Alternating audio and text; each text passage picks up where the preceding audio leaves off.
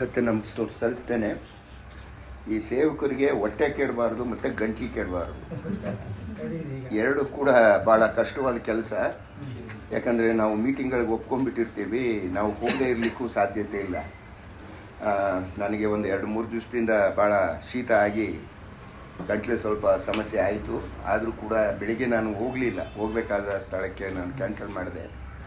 ನಮ್ಮ ಬಸವನಗುಡಿಯವರಿಗೆ ನಾನು ಕೊನೆ ಹಂತದಲ್ಲಿ ಬರೋದಕ್ಕಾಗಲ್ಲ ಅಂತ ಹೇಳಲಿಕ್ಕಾಗೋದಿಲ್ಲ ಅಂತೇಳಿ ಬಂದೆ. ಇರಲಿ, ನಾನು ನನ್ನ ಮಾಮೂಲು ವಾಯ್ಸಲ್ಲಿ ಮಾತನಾಡೋದಿಲ್ಲ. ನನ್ನ ಡಾಕ್ಟ್ರು ಹೇಳಿದ್ದಾರೆ, ನೀವು ಇದೇ ರೀತಿಯಲ್ಲಿ ವಾಯ್ಸಲ್ಲಿ ಮಾತಾಡ್ಕೊಂಡು ಹೋಗ್ಬಿಟ್ರೆ ವಾಯ್ಸೇ ನಿಂತು ಹೋಗ್ಬಿಡ್ತದೆ ಅಂತ ಹೇಳಿದ್ದಾರೆ. ಅದರಿಂದ ಯು ಗಿವ್ ವಾಯ್ಸ್ ರೆಸ್ಟ್ ಕೊಡ್ಬೇಕಾದ್ರೆ ಏನು ಮಾಡಬೇಕು ಅಂತ ಕೇಳಿದೆ. You stop all your preaching. ಅದಾಗಲ್ಲ ಅಂತ ಹೇಳಿದ್ದಕ್ಕೆ ಅವ್ರು ಹೇಳಿದರು, 1 ವಾರ ಸುಮ್ಮನಿದ್ಬಿಡಿ, ಆಮೇಲೆ ನೀವು ಮೈಕ್ ಇಟ್ಕೊಂಡೆ ಮಾತಾಡಬೇಕು, ಹಾಗೆ ಮಾತಾಡ್ಲಿಕ್ಕೆ ಹೋಗಬೇಡಿ ಅಂತ ಹೇಳಿದ್ದಾರೆ. ಆಗಲಿ, ನೋಡೋಣ ಮುಂದಿನ ದಿವಸಗಳಲ್ಲಿ ನಾನು ಯೋಚನೆ ಮಾಡ್ತೇನೆ. ಈಗ ನಾವು ಕೊನೆಯ ಭಾನುವಾರದಲ್ಲಿ ಇದ್ದೇವೆ. ಈ ಕೊನೆಯ ಭಾನುವಾರಕ್ಕಾಗೋಂಥ ಮಾತನ್ನು ನಾನು ಈ ದಿವಸ ನಿಮ್ಮ ಮಧ್ಯದಲ್ಲಿ ಮಾತನಾಡುವುದಿಲ್ಲ. ಮೊದಲನೇ ಭಾನುವಾರಕ್ಕೆ ಮಾತಾಡ್ತೇನೆ. ಮುಂದಿನ ವಾರ ನಾನು ಇರ್ತೇನೆ ನಿಮ್ಮ ಮಧ್ಯದಲ್ಲಿ. ಈಗ ನಾವು ಕಲಿತಾ ಬಂದಿದ್ದೇವೆ ಈ ದಿವಸಗಳಲ್ಲಿ ಡಾಕ್ಟ್ರಿನಲ್ ಮಿಸ್ಟೇಕ್ಸ್, ಸತ್ಯವೇದದ ಸೈದ್ಧಾಂತಿಕವಾದಂಥ ತಪ್ಪು ಬೋಧನೆಗಳು ಈ ದಿವಸಗಳಲ್ಲಿ ಬಹಳಷ್ಟು ಇವೆ. ನಾವು ಸತ್ಯ ಸಭೆ ಅಂತ ಹೇಳಿಕೊಳ್ಳುವಂಥವ್ರು ನಾವು. ಯಾಕೆ ಬ್ರದರ್ನ್ ಸಭೆಯನ್ನು ಸತ್ಯ ಸಭೆ ಅಂತ ಹೇಳ್ತೇವೆ? ಬ್ರದರ್ನ್ ಸಭೆಗಳಲ್ಲಿ ಸತ್ಯವೇದದಲ್ಲಿ ಏನಿದೆ ಇದೆ, ಏನಿಲ್ಲ ಇಲ್ಲ ಅಂತ ನಾವು ಹೇಳುವಂಥವ್ರು. ಹೀಗಿರುವಾಗ ಪವಿತ್ರಾತ್ಮನ ಬಗ್ಗೆ ನಾವು ಅನೇಕ ಅಂಶಗಳನ್ನು ಕಲಿತಾ ಬಂದಿದ್ದೇವೆ. ಪವಿತ್ರಾತ್ಮನು ಯಾವಾಗ ನಮಗೆ ಬರ್ತಾನೆ, ಪವಿತ್ರಾತ್ಮನು ಬಂದಾಗ ಎಲ್ಲಿವರೆಗೂ ನಮ್ಮಲ್ಲಿ ಇರ್ತಾನೆ, ನಾವು ಪಾಪ ಮಾಡಿದ್ರೆ ಪವಿತ್ರಾತ್ಮ ನಮ್ಮನ್ನು ಬಿಟ್ಟು ಹೋಗ್ತಾನೆ, ಎಲ್ಲ ಅಂಶಗಳನ್ನು ಕಲಿತಾ ಬಂದಿದ್ದೇವೆ. ಇದೆಲ್ಲ ಆದಮೇಲೆ ಪವಿತ್ರಾತ್ಮನ ಹೊರಗಳಿಗೆ ಬರುವಾಗ ಈ ದಿವಸ ಬಹಳ ತಪ್ಪಾಗಿ ಉಪಯೋಗವಾಗುವಂಥ ಪವಿತ್ರಾತ್ಮನ ವರ ಅಂದರೆ ಟಂಗ್ಸ್, ಅನ್ಯ ಭಾಷೆಯಲ್ಲಿ ಮಾತನಾಡುವಂಥದ್ದು. ಈ ಅನ್ಯ ಭಾಷೆಗಳು ಈ ದಿವಸ ಇದೆಯಾ? ಈ ಬ್ರದರ್ನವ್ರು ಏನು ಹೇಳ್ತಾರೆ? ಇಲ್ಲ ಅಂದ್ಬಿಡ್ತಾರೆ. ಆ ರೀತಿ ನಾವು ಒಂದೇ ಮಾತಿನಲ್ಲಿ ಇಲ್ಲ ಅಂತ ಹೇಳಲಿಕ್ಕೆ ಆಗುವುದಿಲ್ಲ. ಸತ್ಯವೇದದಲ್ಲಿ ಏನು ಹೇಳ್ತದೆ ಎಂಬುದನ್ನು ನಾವು ತೋರಿಸ್ಬೇಕಾಗ್ತದೆ. ಇದನ್ನು ಈ ದಿವಸ ನಾವು ಕಲಿತಿದ್ದೇವೆ. ಯಾಕಂದರೆ ಈ ಡಾಕ್ಟ್ರಿನಲ್ ಸಂಗತಿಗಳು ನಿಮಗೆ ಒಂದು ಸಲ ಹೇಳಿದ್ರೆ ಹೋಗೋದಿಲ್ಲ, ಅದು ಅಷ್ಟು ಸುಲಭದಲ್ಲಿ ಅಲ್ಲ. ಬ್ರದರ್ ಹೇಳಿದ್ರು, ಬ್ರದರ್ ತಿರ್ಗಾ ಮಾಡಿ, ನೀವು ಅರ್ಥ ಆಗಬೇಕಲ್ಲ ಎಲ್ಲರಿಗೂ. ಈ ಸೈದ್ಧಾಂತಿಕವಾದ ವಿಚಾರಗಳನ್ನು ನಾನು ಬಹಳ ಗಂಭೀರವಾಗಿ ನಿಮಗೆ ಹೇಳ್ತೇನೆ. ನನ್ನ ಪ್ರಿಯ ದೇವಜನರೇ, ನನ್ನ ಮೇಲೆ ಕೋಪ ಮಾಡ್ಕೊಳ್ಬೇಡ್ರಿ. ನಾನು ಎಲ್ಲ ಕಡೆಗೆ ಕೋಪಕ್ಕೆ ಗುರಿಯಾಗಿದ್ದೀನಿ. ಅದು ಒಂದು ಕಾರಣ. ಅದೇ ಕಾರಣಕ್ಕೆ ನಾನು ಈ ವರ್ಡ್ ಮಿನಿಸ್ಟ್ರಿನ ನಿಲ್ಲಿಸಬೇಕು ಅಂತ ಇದ್ದೀನಿ. ಯಾಕಂದರೆ ನನ್ನ ಕೆಲಸ ಏನಂದರೆ ಸತ್ಯವೇದದಲ್ಲಿರೋದನ್ನು ಹೇಳೋದು ನನ್ನ ಕೆಲಸ.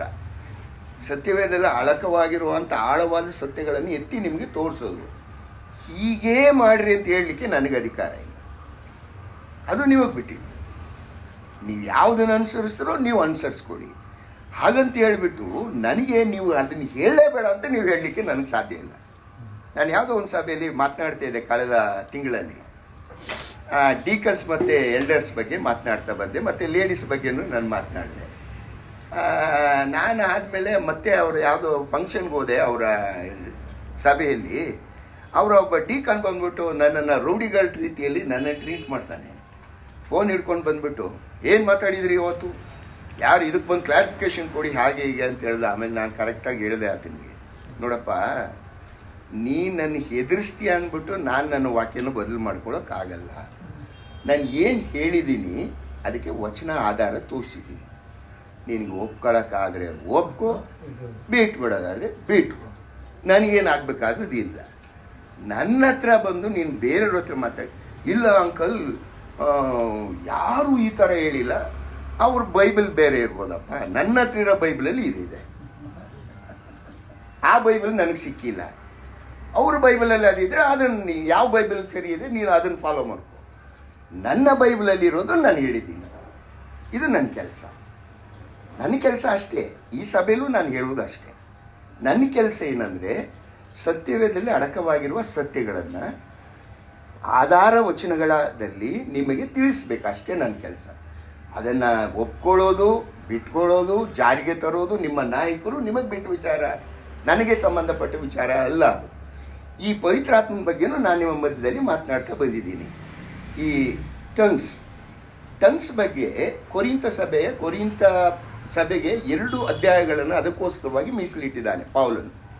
1 ಕೊರಿಂಥ 12ನೇ ಅಧ್ಯಾಯ ಮತ್ತು 1 ಕೊರಿಂಥ 14ನೇ ಅಧ್ಯಾಯ. 2 ಅಧ್ಯಾಯಗಳು ಕೂಡ ಆ ದಿವಸಗಳಲ್ಲಿ ಕೊರಿಂಥ ಸಭೆಯಲ್ಲಿ ಈ ಟಂಗ್ಸ್ ಬಗ್ಗೆ ಇದ್ದಂಥ ಗೊಂದಲವನ್ನು ಪರಿಹಾರ ಮಾಡಲಿಕ್ಕೋಸ್ಕರವಾಗಿ ವಿಸ್ತಾರವಾಗಿ ಪೌಲನು ಮಾತನಾಡ್ತಾನೆ. ನೋಡ್ರಿ, ಅವರು ಅವನಲ್ಲಿ ಪ್ರಶ್ನೆ ಮಾಡಿದರು. ಹೌದಾ, ಓದಿ ಇದು 1 ಕೊರಿಂಥದವರಿಗೆ ಬರೆದ ಪತ್ರಿಕೆ 1 ಕೊರಿಂಥದವರಿಗೆ ಬರೆದ ಪತ್ರಿಕೆ 7ನೇ ಅಧ್ಯಾಯ 1ನೇ ವಚನ. 1 ಕೊರಿಂಥ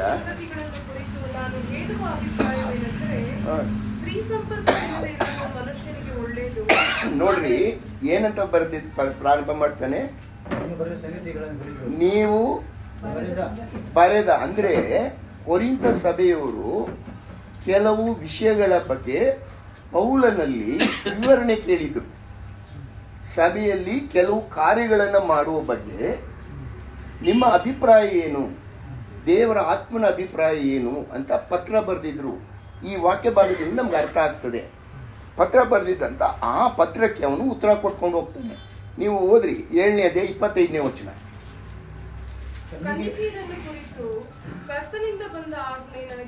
ಅಂದ್ರೆ ಕನ್ನಿಕೆಯರ ಕುರಿತು, ಅವರ ಮದುವೆ ಕುರಿತು ಕೂಡ ಕೇಳಿದ್ರು ಅವರು ಅಂತ ಅಲ್ಲಿ ಗೊತ್ತಾಗ್ತದೆ ನಮಗೆ. ಕನ್ನಿಕೆಯರ ಕುರಿತು ಮಾತನಾಡ್ತಾನೆ. ಮತ್ತೆ 8ನೇ ಅಧ್ಯಾಯ 1ನೇ ವಚನ. ವಿಗ್ರಹದ ಬಗ್ಗೆ ಅವರು ಪ್ರಶ್ನೆ ಕೇಳಿದ್ರು. ಇದು ನಮ್ಗೆ ಅರ್ಥ ಆಗ್ತದೆ. ಅವನು 7ನೇ ಅಧ್ಯಾಯ 1ನೇ ವಚನ ಬರೀತಾ ಇರೋದು. ನೀವು ಅನೇಕ ಸಂಗತಿಗಳನ್ನು ಕೇಳಿದ್ರಿ, ನಮಗೆ ಒಂದೊಂದಾಗಿ ಅದಕ್ಕೆ ಉತ್ತರ ಕೊಟ್ಕೊಂಡು ಬರ್ತಾನೆ. 8ನೇ ಅಧ್ಯಾಯ 1ನೇ ವಚನ ಓದಿದ್ರಿ. ವಿಗ್ರಹಗಳ ಸಂಬಂಧದಲ್ಲಿ ಬರೆದಿದ್ದಾನೆ. ತಿನ್ಬೋದಾ, ತಿನ್ನಬಾರ್ದಾ? ಯಾಕಂದ್ರೆ ಆ ದಿವಸಗಳಲ್ಲಿ ಆ ಮಟನ್ ಭಾಳ ಚೀಪಾಗಿ ಸಿಗ್ತಿತ್ತು. ಇವರೇನು ಮಾಡ್ತಾಯಿದ್ರು, ಅನ್ಯ ಮತದಿಂದ ಬಂದಿದ್ರು ಕೂಡ ಇವರೇನು ಮಾಡ್ತಿದ್ರು, ಅಲ್ಲಿ ಸುಲಭ ಬೆಲೆಯಲ್ಲಿ ಸಿಗ್ತದೆ ಅಂತೇಳಿ ಅಲ್ಲಿ ಆ ಮಾಂಸವನ್ನು ತಗೊಳ್ಳಿಕ್ಕೆ ಹೋಗ್ತಾ ಇದ್ರು. ಇದರ ಬಗ್ಗೆ ಅವರು ಪ್ರಶ್ನೆ ಕೇಳಿದರು. ಅದಕ್ಕೆ ಅವನು ಪೌಲನ್ ಬರೀತಾನೆ, ಅದೇಗೆ ಸಾಧ್ಯ ಆಗ್ತದೆ? ಒಬ್ಬ ಅವಿಶ್ವಾಸಿ ನೀನು ನೋಡುವಾಗ ಎಲ್ಲ ಒಂದೇ ಅಂತ ತಿಳ್ಕೊಳ್ತಾನಲ್ವ, ನೀನೇನೋ ಆಹಾರ ಅಂತ ತಗೊಳ್ಳಿಕ್ಕೆ ತಪ್ಪೇನಿಲ್ಲ, ಬಟ್ ಆ ವಿಶ್ವಾಸಿಗೋಸ್ಕರ ನೀನು ಅದನ್ನು ತಿನ್ನಬಾರ್ದು. ಆ ವಿವರಣೆ ಕೊಡ್ತಾನೆ. ಆಮೇಲೆ 8ನೇ ಅಧ್ಯಾಯ 12ನೇ ಅಧ್ಯಾಯ 1ನೇ ವಚನ. ಸಹೋದರರೇ, ಪವಿತ್ರಾತ್ಮದಿಂದ ಉಂಟಾಗುವ ವರಗಳನ್ನು ಕುರಿತು ನೀವು ನೋಡ್ರಿ, ಪವಿತ್ರಾತ್ಮನ ವರಗಳ ಬಗ್ಗೆನೂ ಅವರು ಪ್ರಶ್ನೆ ಮಾಡಿದರು.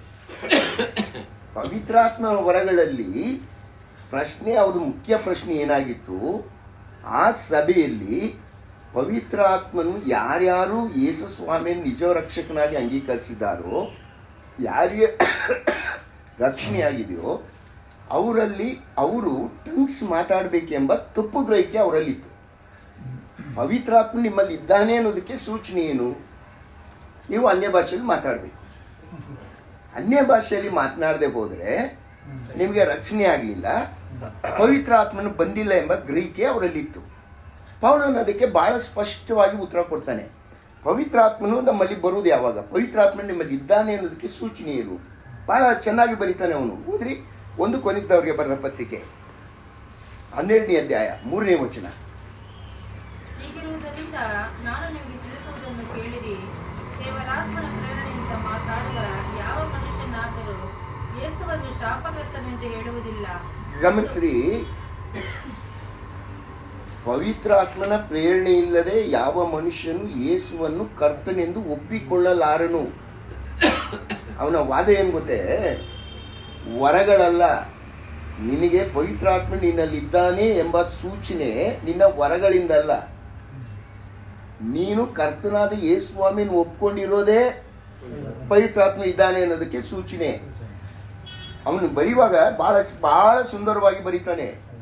ಪವಿತ್ರಾತ್ಮನ ಪ್ರೇರಣೆ ಇಲ್ಲದೆ ಈ ಮನುಷ್ಯರಲ್ಲಿ ಯಾರೂ ಕೂಡ ಯೇಸುವನ್ನು ಕರ್ತನೆಂದು ಒಪ್ಪಿಕೊಳ್ಳಲಾಗರು. ಅದಕ್ಕಿಂತ ಮುಂಚೆ ಇನ್ನೊಂದು ಇದೆ.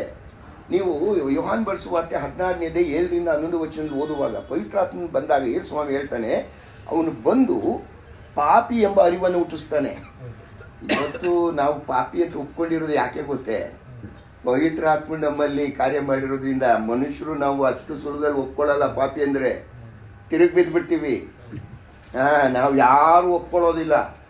ಇವತ್ತು ನಾನು ಪಾಪಿ ಅಂತ ಒಪ್ಕೊಂಡು ಯೇಸುಸ್ವಾಮಿ ನಂಬಿರುವುದೇ ಪವಿತ್ರ ಆತ್ಮ ನಿನ್ನಲ್ಲಿದ್ದಾನೆ ಎಂಬುದಕ್ಕೆ ದೊಡ್ಡ ಸೂಚನೆ ಅಂತ ಬರೀತಾನೆ. ಈ ಕೊರಿಂಥ ಸಭೆಯವರೇ ಇದನ್ನು ಮಂದಟ್ಟು ಮಾಡ್ಕೊಳ್ಳಿ. ಅಲ್ಲಿ ಏನಾಯಿತು, ವರಗಳಲ್ಲಿ ನಾನಾ ವರಗಳಿವೆ. ಓದ್ರಿ 1 ಕೊರಿಂಥ 12 4-6 ವಚನ. ವರಗಳಲ್ಲಿ ಬೇರೆ ಬೇರೆ ವಿಧಗಳುಂಟು, ದೇವರಾತ್ಮನು ಒಬ್ಬನೇ. ಸೇವೆಗಳಲ್ಲಿ ಬೇರೆ ಬೇರೆ ವಿಧಗಳುಂಟು, ಕರ್ತನು ಒಬ್ಬನೇ. ಕಾರ್ಯಗಳಲ್ಲಿ ಬೇರೆ ಬೇರೆ ವಿಧಗಳುಂಟು, ಸರ್ವರಲ್ಲಿಯೂ ಸರ್ವ ಕಾರ್ಯಗಳನ್ನು ಸಾಧಿಸುವ ದೇವರು ಒಬ್ಬನೇ. ಆದರೆ ಪ್ರತಿಯೊಬ್ಬನಲ್ಲಿ ತೋರಿ ಬರುವ ದೇವರಾತ್ಮನ ವರಗಳು ಸರ್ವರ ಪ್ರಯೋಜನಾರ್ಥವಾಗಿ ಕೊಡಲ್ಪಟ್ಟಿವೆ.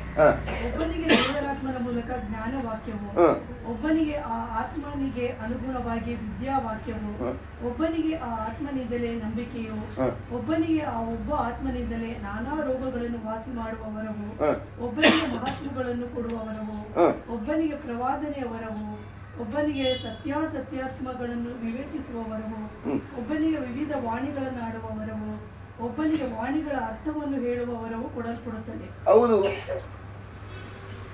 ಯಾರ್ಯಾರಿಗೆ ಕೊಟ್ಟಲ್ಪಟ್ಟಿರ್ತದೆ? 1 ಕೊರಿಂಥ 12:11.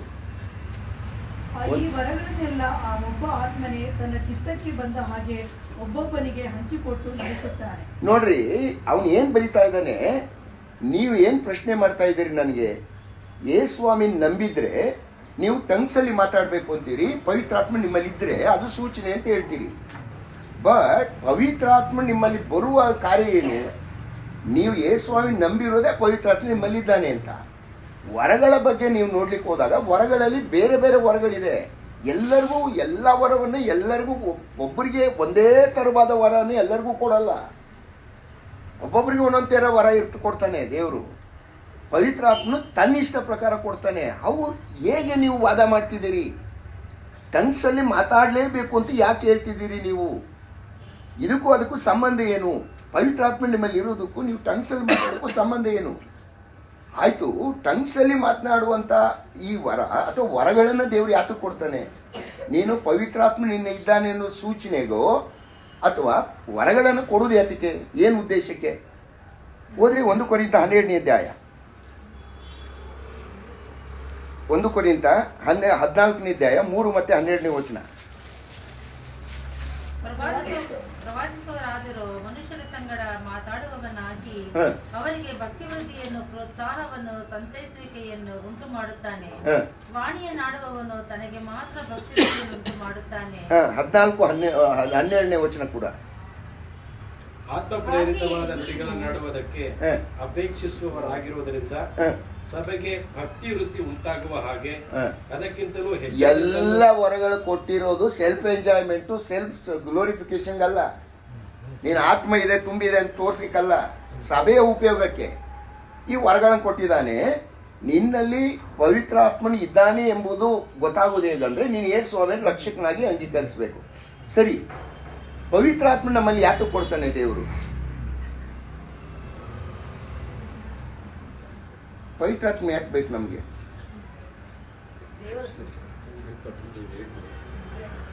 ಏನಂದ್ರಿ? ಏನು ಸಿಸ್ಟರ್ ಕೇಳಿಸ್ತಿಲ್ಲ? ಹೌದು ಸಿಸ್ಟರ್, ಐ ಅಗ್ರಿ. ಮುದ್ರೆ ಆಗಿರ್ತಾನೆ. ಎಫೆಸ 4:30, ಎಫೆಸ 1:13-14 ಓದ್ತೀರಿ. ಆ ಬಿಡುಗಡೆ ದಿವಸ, ವಿಮೋಚನೆ ದಿವಸವರೆಗೂ ನಮ್ಮಲ್ಲಿ ಮುದ್ರೆ ಆಗಿರ್ತಾನೆ. ಖಾತ್ರಿ ಪಡಿಸ್ಲಿಕ್ಕೆ ಮುಖ್ಯ ಉದ್ದೇಶ ಏನು? ಯೇಸುಸ್ವಾಮಿ ಏನು ಹೇಳಿ ಓದ್ರಿ. ಅಪೊಸ್ತಲಕೃತ್ಯ 1:8 ವಚನ ಏನು ಹೇಳ್ದ ಯೇಸುಸ್ವಾಮಿ? ಆದರೆ ಪವಿತ್ರಾತ್ಮ ನಿಮ್ಮ ಮೇಲೆ ಬರಲು ನೀವು ಬಲವನ್ನು ಹೊಂದಿ ಯೆರೂಸಲೇಮಿನಲ್ಲಿಯೂ ಎಲ್ಲಾ ಯೂದಾಯ ಸಮಾರ್ಯ ಸೀಮೆಗಳಲ್ಲಿಯೂ ಭೂಲೋಕದ ಕಟ್ಟ ಕಡೆವರೆಗೂ ನನಗೆ ಸಾಕ್ಷಿಗಳಾಗಬೇಕೆಂದು ಅಂದನು. ಅಂದ್ರೆ ಪವಿತ್ರಾತ್ಮನನ್ನ ಯೇಸುಸ್ವಾಮಿ ಕಳಿಸ್ಕೊಡ್ತೀನಿ ಅಂತ ಹೇಳಿದೆ ಯಾತಕ್ಕೆ?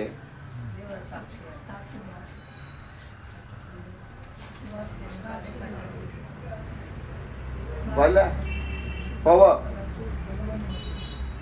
Without Holy Spirit, you cannot do the ministry. ನೀವು ವೆಯ್ಟ್ ಮಾಡಿ ಅದಕ್ಕೋಸ್ಕರ.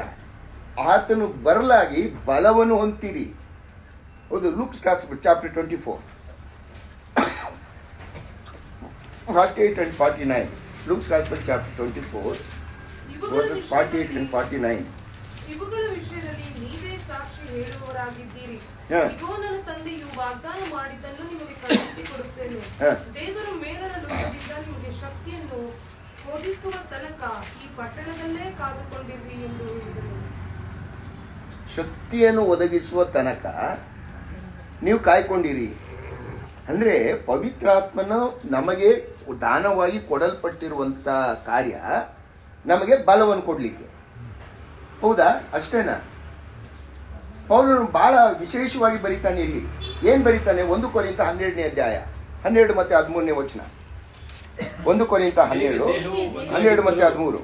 ಹೇಗೆ ದೇಹವು ಒಂದಾಗಿದ್ದರೂ ಅದಕ್ಕಿರುವ ಅಂಗಗಳು ಅನೇಕವಾಗಿವೆಯೋ ಹೇಗೆ ದೇಹದ ಅಂಗಗಳೆಲ್ಲವೂ ಅನೇಕವಾಗಿದ್ದು ಒಂದೇ ದೇಹವಾಗಿರುವುದೋ ಹಾಗೆಯೇ ಕ್ರಿಸ್ತನು. ಯಹೂದ್ಯರಾಗಲಿ ಗ್ರೀಕರಾಗಲಿ ದಾಸರಾಗಲಿ ಸ್ವತಂತ್ರರಾಗಲಿ ನಾವೆಲ್ಲರೂ ಒಂದೇ ದೇಹವಾಗುವುದಕ್ಕಾಗಿ ಒಂದೇ ಆತ್ಮನಲ್ಲಿ ದೀಕ್ಷಾಸ್ನಾನ ಮಾಡಿಸಿಕೊಂಡೆವು. ಗಮನಿಸ್ರಿ,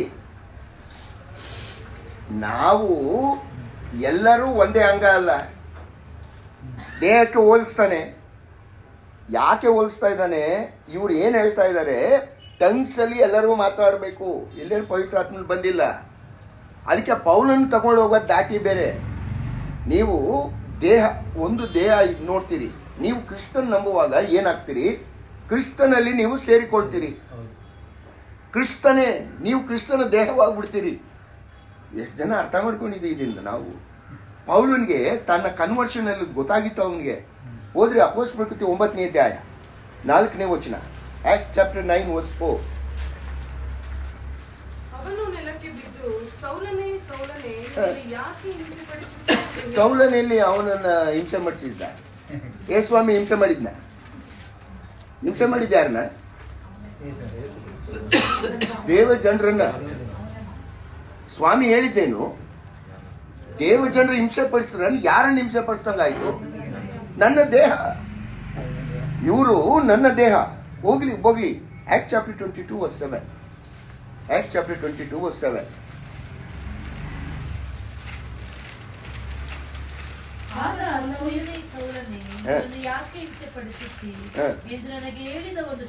ನನ್ನನ್ನು ಯಾಕೆ ಹಿಂಸೆ ಪಡಿಸ್ತಿ? ಹೋಗ್ಲಿ. Act chapter 26 verse 14. ಅಲ್ಲಿ ಕೂಡ ಏನು ಹೇಳ್ತಾನೆ ಅವನು ಕೇಳಿಸ್ಕೊಡ್ರಿ. Act chapter 26 verse 14. ನಾವೆಲ್ಲರೂ ನೆಲಕ್ಕೆ ಬೀಳಲು ಸೌಲನೇ ಸೌಲನೇ ನನ್ನನ್ನು ಯಾಕೆ ಹಿಂಸೆ ಪಡಿಸುತ್ತಿ? ಮುಳ್ಳುಗೋಲನ್ನು ಒದೆಯುವುದು. ಆಯ್ತು ಬಿಡಿ. ದೇವರು ಸೌಲನನ್ನ ಹತಮ ಸಂಧಿಸಿದಾಗ ದಮಸ್ಕದ ದಾರಿಯಲ್ಲಿ ಕರ್ತನು ಹೇಳಿದಂಥ ಮಾತು ಪೌಲನಿಗೆ ನೆನಪಿದೆ. ಅಂದ್ರೆ ನಾವು ಯೇಸು ಕ್ರಿಸ್ತನ್ ನಂಬುವಾಗ ನಾವು ಆತನ ದೇಹವಾಗಿ ಮಾರ್ಪಡ್ತೀವಿ. ಮಾರ್ಪಡುವುದರಿಂದಲೇ ಆವತ್ತು ನಾನು ದೇವರ ಮಕ್ಕಳನ್ನು ನಾನು ಹಿಂಸೆ ಪಡಿಸುವಾಗ ಕ್ರಿಸ್ತನು ನನಗೆ ಅಪಿಯರ್ ಆಗಿ ಹೇಳಿದ್ದು, ನನ್ನನ್ನು ಯಾಕೆ ಹಿಂಸೆ ಪಡಿಸ್ತಾ ಇದ್ದಿ? ಹೋದ್ರಿ 1 ಕೊರಿಂಥದವರಿಗೆ ಬರೆದ ಪತ್ರಿಕೆ 8ನೇ ಅಧ್ಯಾಯ 11 ಮತ್ತು 12ನೇ ವಚನದಲ್ಲಿ ಏನ್ ಬರೀತಾನೆ ಪೌಲನು? ಎಲ್ಲಾ ಕಾರ್ಯಗಳನ್ನು ಮಾಡುವುದಕ್ಕೆ ನನಗೆ ಸ್ವಾತಂತ್ರ್ಯವೇನೋ ಉಂಟು, ಆದರೆ ಎಲ್ಲವೂ ವಿಹಿತವಾಗಿರುವುದಿಲ್ಲ. ಎಲ್ಲಾ ಕಾರ್ಯಗಳನ್ನು ಮಾಡುವುದಕ್ಕೆ ನನಗೆ ಸ್ವಾತಂತ್ರ್ಯ ಉಂಟು, ಆದರೆ ನಾನು ಯಾವುದಕ್ಕೂ ಒಳಗಾಗುವುದಿಲ್ಲ. ಭೋಜನ ಪದಾರ್ಥಗಳು ಹೊಟ್ಟೆಗಾಗಿಯೂ ಹೊಟ್ಟೆಯು ಭೋಜನ ಪದಾರ್ಥಗಳಿಗಾಗಿಯೂ ಅವೆ. ದೇವರು ಇದನ್ನು ಅವುಗಳನ್ನು ಕೂಡ ತೆಗೆದು 1 ಕೊರಿಂಥ 8ನೇ ಅಧ್ಯಾಯ 11, 12. ಹೀಗೆ ಆ ಬಲಹೀನನು ನಿನ್ನ ಜ್ಞಾನದಿಂದ ನಾಶವಾಗುತ್ತಾನೆ. ಅವನು ಸಹೋದರನಲ್ಲವೇ? ಅವನಿಗಾಗಿಯೂ ಕ್ರಿಸ್ತನು ತನ್ನ ಪ್ರಾಣ ಕೊಟ್ಟನಲ್ಲವೇ? ಹೀಗಿರಲಾಗಿ ಸಹೋದರರಿಗೆ ಪಾಪ ಮಾಡಿ ಅವರ ನಿರ್ಬಲವಾದ ಮನಸ್ಸನ್ನು ನೋಯಿಸಿ ಕ್ರಿಸ್ತನಿಗೆ ಪಾಪ ಮಾಡುವವರಾಗುತ್ತೀರಿ. ಒಬ್ಬ ವಿಶ್ವಾಸಿಗೆ ವಿರುದ್ಧವಾಗಿ ನೀನು ಏನಾದ್ರು ದ್ರೋಹ ಮಾಡಿದ್ರೆ ಆ ದ್ರೋಹ ಯಾರಿಗೆ ಮಾಡ್ದಂಗಾಯ್ತು? ಯಾಕೆ? ನಾವು ಕ್ರಿಸ್ತನಲ್ಲಿ ಸೇರಿಸಲ್ಪಟ್ಟಿದ್ದೀವಿ. ಕ್ರಿಸ್ತನಲ್ಲಿ ನಾವು ಸೇರಿದ್ದೀವಿ. ಆತನ ದೇಹದಲ್ಲಿ ಸೇರಿದೆ. ಅದನ್ನು ಬರಿತಾ ಇದ್ದಾನೆ 1 ಕೊರಿಂಥ 12ನೇ ವಚನದಲ್ಲಿ. ದೇಹದಲ್ಲಿ ಅನೇಕ ಅಂಗಗಳಿವೆ, ಅದು ನೀವುಗಳು. ಅಂಗಗಳಂತ ಬರೆಯುವಾಗ ಅವನು ಬರೀತಾನೆ, ಒಂದೊಂದು ಅಂಗಕ್ಕೆ ಒಂದೊಂದು ಕೆಲಸ. ದೇಹದಲ್ಲಿ ಕೈ ಕೆಲಸ ಕಾಲಿಗಿಲ್ಲ, ಕಾಲು ಕೆಲಸ ಕಣ್ಣಿಗಿಲ್ಲ, ಕಣ್ಣು ಕೆಲಸ ಕಿವಿಗಿಲ್ಲ. ಬಟ್ ಇವೆಲ್ಲವೂ ದೇಹದಲ್ಲಿ ಅವಶ್ಯ. ಅದೇ ರೀತಿಯಲ್ಲಿ ದೇವರು ಏನು ಮಾಡಿದ್ದಾನೆ, ದೇಹದಲ್ಲಿ ನಿಮ್ಮನ್ನ ಒಂದೊಂದು ವರವನ್ನು ಕೊಟ್ಟು ಅಂಗಗಳಾಗಿ ಇಟ್ಟಿದ್ದಾನೆ. ಈ ಅಂಗ ಯಾವತ್ತು ಸೇರ್ತು? ಯೇಸುಸ್ವಾಮಿಗೆ ನಾವು ಸೇರಿದೆ ಯಾವಾಗ? 13ನೇ ವಚನ ಓದ್ರಿ. 1 ಕೊರಿಂಥ 12:13. ಯಾವಾಗ ಸೇರಿದ್ರಂತೆ? ಯಹೂದರಾಗಲಿ ಸ್ವತಂತ್ರರಾಗಲಿ ನಾವೆಲ್ಲರೂ ಒಂದೇ ದೇಹವಾಗುವುದಕ್ಕಾಗಿ ಒಂದೇ ಆತ್ಮನಲ್ಲಿ ದೀಕ್ಷಾಸ್ನಾನ ಮಾಡಿಸಿಕೊಂಡೆವು. ಒಂದೇ ಆತ್ಮನಲ್ಲಿ ದೀಕ್ಷಾ ಸ್ನಾನ ಮಾಡಿಸಿಕೊಂಡೆವು. ಅದ್ಯಾರು ಮಾಡಿಸಿದ್ರೋ ಗೊತ್ತಿಲ್ಲ ನನಗೆ. ನಮ್ಮ ಮುತ್ತೇಜ ಕುಮಾರ್ ಅವರು ನೀರಿನ ಸ್ನಾನ ಮಾಡಿಸಿದ್ದು ನೋಡಿದ್ದೀನಿ ನಾನು.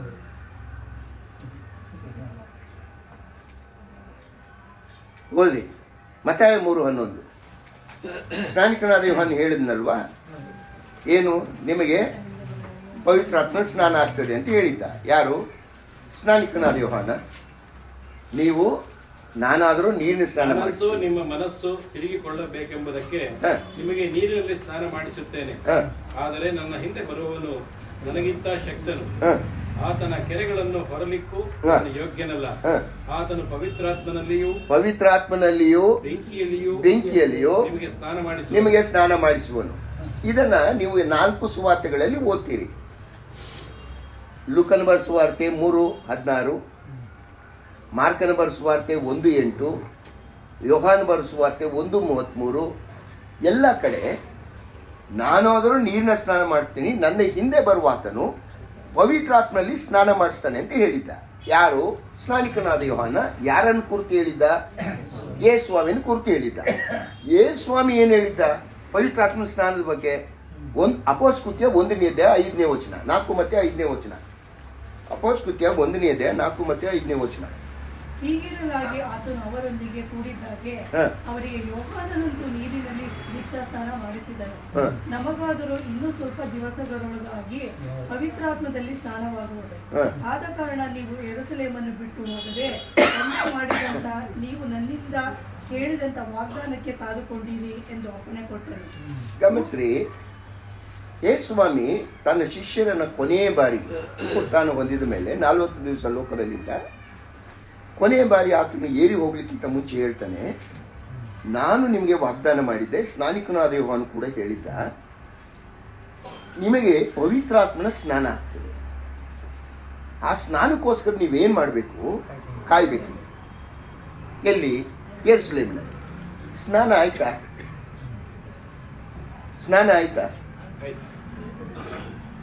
ಅಪೊಸ್ತಲಕೃತ್ಯ 2ನೇ ಅಧ್ಯಾಯ 4ನೇ ವಚನ ಓದ್ರಿ. ಆಗ ಅವರೆಲ್ಲರೂ ಪವಿತ್ರಾತ್ಮ ಭರಿತರಾಗಿ ಆತ್ಮ ತಮಗೆ ನುಡಿಯುವ ಶಕ್ತಿಯನ್ನು ಕೊಡುವ ಪ್ರಕಾರ ಬೇರೆ ಬೇರೆ ಭಾಷೆಗಳು. ಸರಿ, ಇಲ್ಲಿ ನೀವೇನು ಓದ್ತಾ ಇದ್ದೀರಿ? ಪವಿತ್ರಾತ್ಮನು ಆಗಮನವಾದ ದಾನವಾಗಿ ಕೊಡಲ್ಪಡ್ತೀವಿ. ಸ್ವಾಮಿ ಹೇಳುವುದ, ನಾನು ಹೋಗ್ತೀನಿ, ನಾನು ಹೋಗದೆ ಪರಿಶುದ್ಧಾತ್ಮನು ಬರೋಕ್ಕಾಗಲ್ಲ. ಸ್ವಾಮಿ ಇದ್ದಾಗ ಪವಿತ್ರಾತ್ಮನ ಇರ್ಲಿಲ್ವಾ?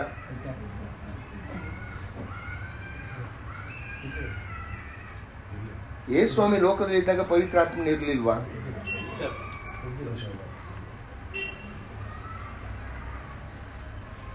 ಜಾನ್ಸ್ ಗಾಸ್ಪೆಲ್ ಚಾಪ್ಟರ್ 20 ವರ್ಸ್ 22 ಓದ್ರಿ ನೋಡೋಣ.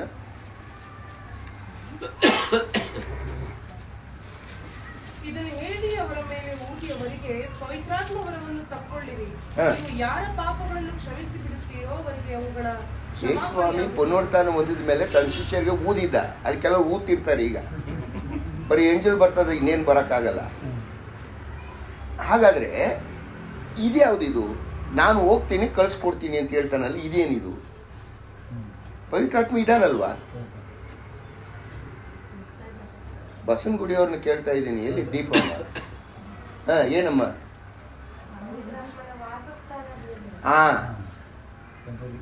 ಪವಿತ್ರಾತ್ಮನು ಹಳೇ ಒಡಂಬಡಿಕೆ ಸಮಯದಲ್ಲಿ ಯೇಸುಸ್ವಾಮಿ ಲೋಕದಲ್ಲಿದ್ದಾಗಲೂ ಅವನ ಕಾರ್ಯಗಳಿತ್ತು. ವಾಸಸ್ಥಾನ ಇಲ್ಲಿ ಇರಲಿಲ್ಲ. ಅದನ್ನ ಯೇಸುಸ್ವಾಮಿ ಹೇಳ್ದ. ಏನಂತ ಹೇಳ್ದ ಯೇಸುಸ್ವಾಮಿ? ಯೋಹಾನ 16ನೇ ಅಧ್ಯಾಯ 7ರಿಂದ 9 ವಚನ. ನಿಮ್ಗೆ ಅರ್ಥ ಆಗ್ತದೆ ಆವಾಗ ಯಾಕೆ ಪವಿತ್ರಾತ್ಮನು ಯಾಕೆ ಯೇಸುಸ್ವಾಮಿ ಇದ್ದಾಗ ಇಲ್ಲಿ ಇರಲಿಲ್ಲ. ಏನ್ ಹೇಳ್ತಾನೆ ಯೇಸುಸ್ವಾಮಿ? ಆದರೂ ನಾನು ನಿಮಗೆ ಸತ್ಯವನ್ನು ಹೇಳುತ್ತೇನೆ, ಕೇಳಿರಿ. ನಾನು ಹೋಗುವುದು ನಿಮಗೆ ಹಿತಕರವಾಗಿದೆ. ಹೇಗೆಂದರೆ ನಾನು ಹೋಗದಿದ್ದರೆ ಆ ಸಹಾಯಕನು ನಿಮ್ಮ ಬಳಿಗೆ ಬರುವುದಿಲ್ಲ. ನಾನು ಹೋದರೆ ಆತನನ್ನು ನಿಮ್ಮ ಬಳಿಗೆ ಕಳಿಸಿಕೊಡುತ್ತೇನೆ. ಆತನು ಬಂದು ಪಾಪ, ನೀತಿ, ನ್ಯಾಯ ತೀರ್ವಿಕೆ. ಸರಿ, ಆತನು ಬರ್ತಾನೆ, ನಾನು ಹೋಗ್ತೀನಿ, ಹೋದ್ಮೇಲೆ ಕಳಿಸ್ಕೊಡ್ತೀನಿ. ಏನಕ್ಕೆ ಕಳಿಸ್ಕೊಡ್ತೀನಿ? ಯೋಹಾನ್ ಬರೆಸುವಾರ್ತೆ 14ನೇ ಅಧ್ಯಾಯ 16-17. ಯೋಹಾನ 14:16-17. ಆಗ ನಾನು ತಂದೆಯನ್ನು ಕೇಳಿಕೊಳ್ಳುವೆನು, ಆತನು ನಿಮಗೆ ಬೇರೊಬ್ಬ ಸಹಾಯಕನನ್ನು ಸದಾಕಾಲ ನಿಮ್ಮ ಸಂಗಡ ಇರುವುದಕ್ಕೆ ಕೊಡುವನು. ಆ ಸಹಾಯಕನು ಯಾರೆಂದರೆ ಸತ್ಯದ ಆತ್ಮನೇ. ಲೋಕವು ಆತನನ್ನು ನೋಡದೆಯೂ ತಿಳಿಯದೆಯೂ ಇರುವುದರಿಂದ ಆತನನ್ನು ಹೊಂದಲಾರದು. ನೀವು ಆತನನ್ನು ಬಲ್ಲಿರಿ, ಹೇಗೆಂದರೆ ನಿಮ್ಮ ಬಳಿಯಲ್ಲಿ ವಾಸ ಮಾಡುತ್ತಾನೆ ಮತ್ತು ನಿಮ್ಮಲ್ಲೇ ಇದ್ದಾನೆ. ಹಳೆಯ ಒಡಂಬಡಿಕೆಗೆ ನಾನು ನಿಮಗೆ ತೋರಿಸಿದ್ದೇನೆ. ಪವಿತ್ರಾತ್ಮನು ದಾನ ಯಾರಿಗಾಗ್ತಾ ಇತ್ತು? ಪವಿತ್ರಾತ್ಮನ ಅಭಿಷೇಕ, ಪವಿತ್ರಾತ್ಮನ ದಾನ ಯಾರಿಗಾಗ್ತಾ ಇತ್ತು? ಇಷ್ಟು ಬೇಗ ಮರ್ತು ಬಿಟ್ರೆ ಹೋಯ್ತು ಬಿಡಿ, 25 ಮುಗಿದೋಯ್ತು, 1 ವರ್ಷ ಆಗೋಯ್ತು. ಹೌದಾ? ಅಲ್ಲ, ಪವಿತ್ರಾತ್ಮ ಬಿಟ್ಟು ಹೋಗ್ತಾನೆ ಅನ್ನೋದಕ್ಕೆ ನಾನು ನಿಮಗೆ ತೋರಿಸಿದ್ದೇನಲ್ವಾ? 1 ಸಮುವೇಲ 16ನೇ ಅಧ್ಯಾಯ 13-14 ತೋರಿಸಿದ್ದೇನಲ್ವಾ? ಮತ್ತೆ ನ್ಯಾಯಸ್ಥಾಪಕರ ಪುಸ್ತಕ 13ನೇ ಅಧ್ಯಾಯ 25ನೇ ವಚನ, ನ್ಯಾಯಸ್ಥಾಪಕರ 16-20. ಸಂಸೋನನಿಗೆ ಪವಿತ್ರಾತ್ಮನ ದಾನ ಇತ್ತು. ಯಾಕಂದ್ರೆ ಅವನು ಇಸ್ರಾಯೇಲರನ್ನ ರಕ್ಷಿಸಬೇಕಾಗಿತ್ತು ಫಿಲಿಸ್ಟಿಯರಿಂದ. ಕೆಲವರನ್ನು ಆಯ್ಕೆ ಮಾಡಿಕೊಂಡು ಅವರಿಗೆ ಪವರ್ ಕೊಡ್ತಿದ್ದ, ಪವಿತ್ರಾತ್ಮನ ಕೊಡ್ತಿದ್ದ. ಯಾರಿಗೆ? ಅರಸನು ದಾವಿದ, ಸೌಲ. ನೀವು 1 ಸಮುವೇಲ 1 ಸಮುವೇಲ ಚಾಪ್ಟರ್ 16:13-14 ಓದುವಾಗ ಸೌಲನು ದೇವರಿಗೆ ಅವಿಧೇಯನಾಗುವಾಗ ದೇವರು ಅವನನ್ನು ಬಿಟ್ಟು ದಾವೀದನ್ನು ಅಭಿಷೇಕಿಸುವಾಗ ಸೌಲನಿದ್ದಂಥ ಆತ್ಮ ದಾವೀದನಿಗೆ ಕೊಡಲ್ಪಡ್ತು, ಸೌಲನಲ್ಲಿ ದುರಾತ್ಮ ಸೇರ್ಕೊಂಡಿತ್ತು. ಓದ್ತೀರಿ. ಸಂಸೋನನು ದಲೀಲರ ಜೊತೆಯಲ್ಲಿ ವ್ಯಭಿಚಾರದಲ್ಲಿ ತೊಡಗಿರುವುದಾಗ ಪವಿತ್ರಾತ್ಮನ ಬಿಟ್ಟು ಹೊರಟೋಗಿದ್ದ. ಕೆಲಸಕ್ಕೆ ಅವರು ಕೆಲವು ಕಾರ್ಯಕ್ಕೆ ಅವರ ಬಳಿಯಲ್ಲಿ ಬರ್ತಿದ್ದ, ಕೆಲಸ ಆದ್ಮೇಲೆ ಬಿಟ್ಟು ಹೋಗ್ತಿದ್ದ, ಅಥವಾ ಅವ್ರ ಪಾಪ ಕಾಣುವಾಗ ಬಿಟ್ಟು ಹೋಗ್ತಿದ್ದ. ನಮ್ದಂಗಲ್ವಲ್ಲ. ನಮಗೆ ಎಷ್ಟು ಜನರಿಗೆ ಪವಿತ್ರಾತ್ಮನ ದಾನ ಆಗುತ್ತೆ? ಚರ್ಚ್ ಪಾಸ್ಟರ್ಗಳು ಅದೇನು BTH, ATH, DVH ಅದು ಏನೇನೋ ಇದೆ, ನನಗೆ ಗೊತ್ತಿಲ್ಲ ಬೆಲ್ಲ ಏನು. ಮಾಡಿಕೊಂಡು ಡ್ರೆಸ್ ಗೀಸ್ ಹಾಕೊಂಡು ಜೋರಾಗಿದ್ದರೆ ಮಾತ್ರ ಅವಿಶ್ ಅವ್ರು ಹೇಳ್ತಾರೆ ಆರ್ಡೈನ್ಡ್ ನಾವು ಅಂತ. ಅದು ಅವ್ರಿಗೆ ಬಿಟ್ಟಿದ್ದು, ನಮಗೆ ಸಂಬಂಧ ಇಲ್ಲ ಬಿಡಿ. ಪವಿತ್ರಾತ್ಮನ ದಾನ ಯಾರ್ಯಾರಿಗಾಗ್ತದೆ ಅಂತಿದೆ? ಸ್ವಾಮಿ ಏನು ಹೇಳಿ ಹೋಗಿದ್ದಾನೆ? ನಮ್ಮೂರೆಲ್ಲರಿಗೂ, ನಮ್ಮೆಲ್ಲರಿಗೂ ದಾನ. ಸರಿ, ಈ ಸ್ನಾನ ನಮ್ಗೆ ಯಾವಾಗಾಯಿತು? ಅಪೊಸ್ತಲರ ಬರೆದ ಕೃತ್ಯ 2ನೇ ಅಧ್ಯಾಯ 4ನೇ ವಚನದಲ್ಲಿ ಪವಿತ್ರಾತ್ಮ ದಾನ ಆಯಿತು. ಬಟ್ ಸ್ವಾಮಿ ಹೇಳೋಗಿದ್ದು ಸ್ನಾನ ಆಗ್ತದೆ ಅಂತ. ಸ್ನಾನ ಯಾವಾಗಾಯಿತು? ಸ್ನಾನ ಅಂದ್ರೆ ಏನು?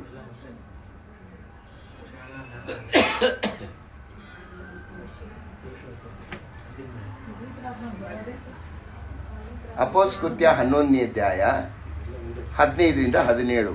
ನಾನು ತೋರಿಸಿದ್ದೇನೆ ನಿಮಗೆ, ಅದಕ್ಕೆ ಕೇಳಿದ್ದು ನಾನು. ಅಪೊಸ್ತಲರ ಕೃತ್ಯ 11ನೇ ಅಧ್ಯಾಯ 15-17. ಈಗ ಪೇತ್ರನು ಕೊರ್ನೇಲನ ಮನೆಗೆ ಹೋಗ್ತಾನೆ. ಅನ್ಯನಾದ ಕೊರ್ನೇಲನು, ಅವನು ಯೇಸುಸ್ವಾಮಿಯನ್ನು ನಂಬ್ತಾನೆ. ನಂಬುವಾಗ ಅವನಿಗೆ ಪವಿತ್ರಾತ್ಮ ದಾನ ಆಗ್ತದೆ. ಅದನ್ನ 11ನೇ ಅಧ್ಯಾಯದಲ್ಲಿ ಪ್ರಸ್ತಾಪ ಮಾಡ್ತಾ ಇದ್ದಾನೆ ಪೇತ್ರನು. ಏನ್ ಹೇಳ್ತಾ ಇದ್ದಾನೆ ಕೇಳಿಸ್ಕೊಳ್ರಿ. ನಾನು ಮಾತಾಡುವುದಕ್ಕೆ ಪ್ರಾರಂಭಿಸಿದಾಗ ಪವಿತ್ರಾತ್ಮವರವು ಮೊದಲು ನಮ್ಮ ಮೇಲೆ ಇಳಿದಂತೆ ಅವರ ಮೇಲೆಯೂ ಇಳಿಯಿತು. ಅಂದ್ರೆ ಪವಿತ್ರಾತ್ಮನು ಅವರಲ್ಲಿ ಬಂದ, ಅವರಿಗೆ ದಾನವಾಗಿ ಕೊಡಲ್ಪಡ್ತು. ಆಮೇಲೆ ಮುಂದೆ ಏನ್ ಹೇಳ್ತಾನೆ? ಆಗ ಯೋಹಾನನಂತೂ ನೀರಿನ ದೀಕ್ಷಾ ಸ್ನಾನ ಮಾಡಿಸಿದನು, ನಿಮಗಾದರೂ ಪವಿತ್ರಾತ್ಮದಲ್ಲಿ ಸ್ನಾನವಾಗುವುದು ಎಂದು ಯೇಸುಸ್ವಾಮಿ ಹೇಳಿದ ಮಾತು ನನ್ನ ನೆನಪಿಗೆ ಬಂತು. ಹಾಗಾದರೆ ಸ್ನಾನ ಅಂದ್ರೆ ಏನು? ದಾನ. ಪವಿತ್ರಾತ್ಮ ನಿನ್ನಲ್ಲಿ ಬರುವುದೇ ಸ್ನಾನ. ಯೇಸುಸ್ವಾಮಿ ಹೇಳೋಗಿದ್ದು ನಿಮಗೆ ಸ್ನಾನ ಆಗ್ತದೆ ಅಂತ ಏನು ಹೇಳೋಗಿದ್ದ? ಪೇತ್ರ ಹೇಳ್ತಾ ಇದ್ದಾನೆ, ನಮಗೆ ಯಾವ ರೀತಿಯಲ್ಲಿ ಪವಿತ್ರಾತ್ಮವು ಪಂಚಾಶತ ದಿವಸದಲ್ಲಿ ದಾನವಾಗಿ ಕೊಡಲ್ಪಡ್ತು, ಅದೇ ರೀತಿಯಲ್ಲಿ ಕೊರ್ನೇಲನ ಮನೆಯವರು ಕೊಡಲ್ಪಡ್ತು. ಇದನ್ನು ನೋಡುವಾಗ ನನಗೆ ನೆನಪು ಬಂದಿದೆ ಏನಂದ್ರೆ, ಸ್ನಾನಿಕನಾದ ಯೋಹಾನ ಹೇಳಿದ್ನಲ್ವಾ ನಿಮಗೆ ಪವಿತ್ರಾತ್ಮನ ಸ್ನಾನ ಆಗ್ತದೆ ಅಂತ, ಆ ಮಾತು ನಿನ್ನ ನೆನಪಿಗೆ ಬಂತು. ಹಾಗಾದ್ರೆ ದಾನ ಅಂದ್ರೇನು, ಸ್ನಾನ ಅಂದ್ರೇನು? ಎರಡು ಒಂದೇ. ಎಷ್ಟು ಜನಕ್ಕೆ ಸ್ನಾನ ಆಗಿದೆ? ಈ ಸ್ನಾನ ಅಲ್ಲ ಬಿಡಿ. ಪವಿತ್ರಾತ್ಮ ಸ್ನಾನ ಆಗಿದೆಯಾ? ಆಗಿದೆಯೇ ಇಲ್ವೋ? ವರ್ಷದ ಕೊನೆ ಜೋರಾಗಿರ್ಕತ್ತಲ್ವ ನಾವು. ನನಗೆ ಶೀತನೂ ಆಗಿಲ್ಲ, ನಿಮಗೆ ಆಗದು ಬೇಡ ಬಿಡಿ. ಈಗ ಪವಿತ್ರ ಆತ್ಮನು ನೀವು ನಂಬಿ ಎಷ್ಟು ಜನ ಯೇಸ್ವಾಮಿ ನಂಬಿದವ್ರು ಇದ್ದೀರಿ ಇಲ್ಲಿ? ಅದೇನು ಗೊತ್ತು ಬ್ರದರ್? ಕೈ ಎತ್ತರಪ್ಪ, ಹೋಗ್ಲಿ, ನನಗಂತೂ ಕೈ ನೋವು. ಎಷ್ಟು ಜನರಲ್ಲಿ ಪವಿತ್ರ ಆತ್ಮ ಇದ್ದಾನೆ? ನಿನ್ನಲ್ಲಿ ಇಲ್ಲ ಅಂತಂದ್ರೆ ನೀನು ನಂಬೇ ಇಲ್ಲ, ರಕ್ಷಣೆನೇ ಹೊಂದಿಲ್ಲ. ಸತ್ಯವೇದ ಹೇಳೋದು ಇದನ್ನ. ಈಗ ಪವಿತ್ರ ಆತ್ಮನ ಸ್ನಾನ ದಾನ ಯಾವ ಉದ್ದೇಶದಿಂದ ಆಗ್ತದೆ ಎಂಬುದನ್ನು ಪೌಲನು 1 ಕೊರಿಂಥ 12:13 ಬರಿತಾ ಇದ್ದಾನೆ. ಯಾಕೆ ಪವಿತ್ರ ಆತ್ಮನು ನಿನಗೆ ಸ್ನಾನವಾಗಿ ದಾನವಾಗಿ ಕೊಡಲ್ಪಡ್ತಾನೆ ಅಂದರೆ, ನಿನ್ನನ್ನು ತಗೊಂಡೋಗಿ ಕ್ರಿಸ್ತನಲ್ಲಿ ಸೇರಿಸ್ತಾನೆ. ನಿನ್ನನ್ನು ಕ್ರಿಸ್ತನೆಂಬ ದೇಹ, ಕ್ರಿಸ್ತನ ದೇಹ ಯಾವುದು? ಸಭೆ. ಇಲ್ಲಿ ಪೌಲನು ಲೋಕಲ್ ಸಭೆನ ಬರೀತಲ್ಲ. ಸತ್ಯವೇದದಲ್ಲಿ 2 ರೀತಿಯ ಸಭೆಗಳಿವೆ, ಯೂನಿವರ್ಸಲ್ ಅಸೆಂಬ್ಲಿ, ಲೋಕಲ್ ಅಸೆಂಬ್ಲಿ. ಇದು ನಮ್ಮದು ಲೋಕಲ್ ಅಸೆಂಬ್ಲಿ. ನಾವೆಲ್ಲರೂ ಸೇರಿ, ಪ್ರಪಂಚದಲ್ಲಿ ಇರೋರೆಲ್ಲ ಸೇರಿ ಯೂನಿವರ್ಸಲ್ ಅಸೆಂಬ್ಲಿಯಾಗಿ ಮಾರ್ಪಡ್ತೇವೆ. ಅವನು ಬರೀತಾ ಇರುವುದು ಯೂನಿವರ್ಸಲ್ ಅಸೆಂಬ್ಲಿಗೆ ನಾವು ಭಾಗವಾಗ್ತೇವೆ, ನಾವು ಸೇರಿಸಲ್ಪಡ್ತೇವೆ, ಸಭೆಗೆ ಅಂಗಗಳಾಗಿ ಸೇರಿಸಲ್ಪಡ್ತೇವೆ ಅಂತ ಬರೀತಾನೆ. ಹೋದ್ರೆ 13ನೇ ವಚನ, 1 ಕೊರಿಂಥ 12:13. ಯಹೂದ್ಯರಾಗಲಿ, ಗ್ರೀಕರಾಗಲಿ, ದಾಸರಾಗಲಿ, ಸ್ವತಂತ್ರರಾಗಲಿ, ನಾವೆಲ್ಲರೂ ಒಂದೇ ದೇಹವಾಗುವುದಕ್ಕಾಗಿ ಒಂದೇ ಆತ್ಮನಲ್ಲಿ ದೀಕ್ಷಾ ಸ್ನಾನ ಮಾಡಿಸಿಕೊಂಡೆವು. ಒಂದೇ ಆತ್ಮ ನಮ್ಮೆಲ್ಲರಿಗೂ ಪಾನವಾಗಿ ಕೊಡಲ್ಪಟ್ಟಿತು. ದೇಹವು ಒಂದೇ ಅಂಗವಲ್ಲ, ಅನೇಕ ಅಂಗಗಳು. ಸಾಕು ಬಿಡ್ರಿ, ನಾವೆಲ್ಲರೂ ಒಂದೇ ದೇಹಕ್ಕೆ, ಸಭೆಗೆ ಅಂಗವಾಗಿ ಸೇರಿಸಲ್ಪಟ್ಟು. ಅವನ ಹೇಳುವ ಮಾತು ಎಷ್ಟು ಚೆನ್ನಾಗಿ ಬರ್ಕೊಂಡು ಹೋಗ್ತಾನೆ. ಈಗ ನಿಮ್ಗೆ ಅರ್ಥ ಆಯ್ತಲ್ಲ, ಪವಿತ್ರಾತ್ಮನು ದಾನವಾಗಿ ಕೊಡಲ್ಪಡುವುದು ಏನಂದರೆ ನಮ್ಮನ್ನು ಸಭೆಗೆ ಸೇರಿಸೋದು. ಅದು ಲೋಕಲ್ ಸಭೆ, ಯೂನಿವರ್ಸಲ್ ಸಭೆ ಎರಡಕ್ಕೂ ಸೇರಿದಾಗೆ. ಇಲ್ಲಿ ಅವನು ಬರೀತಾ ಇರೋದು ಯೂನಿವರ್ಸಲ್ ಸಭೆ. ಓದ್ರಿ, verse 27, chapter 12, 1 Corinthians chapter 12 verse 27. ಕ್ರಿಸ್ತನ ದೇಹವು ಮತ್ತು ಒಬ್ಬೊಬ್ಬರಾಗಿ ಅದಕ್ಕೆ ಅಂಗಗಳಾಗಿದ್ದೀರಿ. ದೇವರು ತನ್ನ ಸಭೆಯಲ್ಲಿ ಮೊದಲನೆಯದಾಗಿ ಅಪೋಸ್ತಲರು. ನೋಡ್ರಿ, ಈ ನಮ್ಮ ಸಭೆಯಲ್ಲಿ ಅಪೋಸ್ತಲರು ಇಲ್ಲ.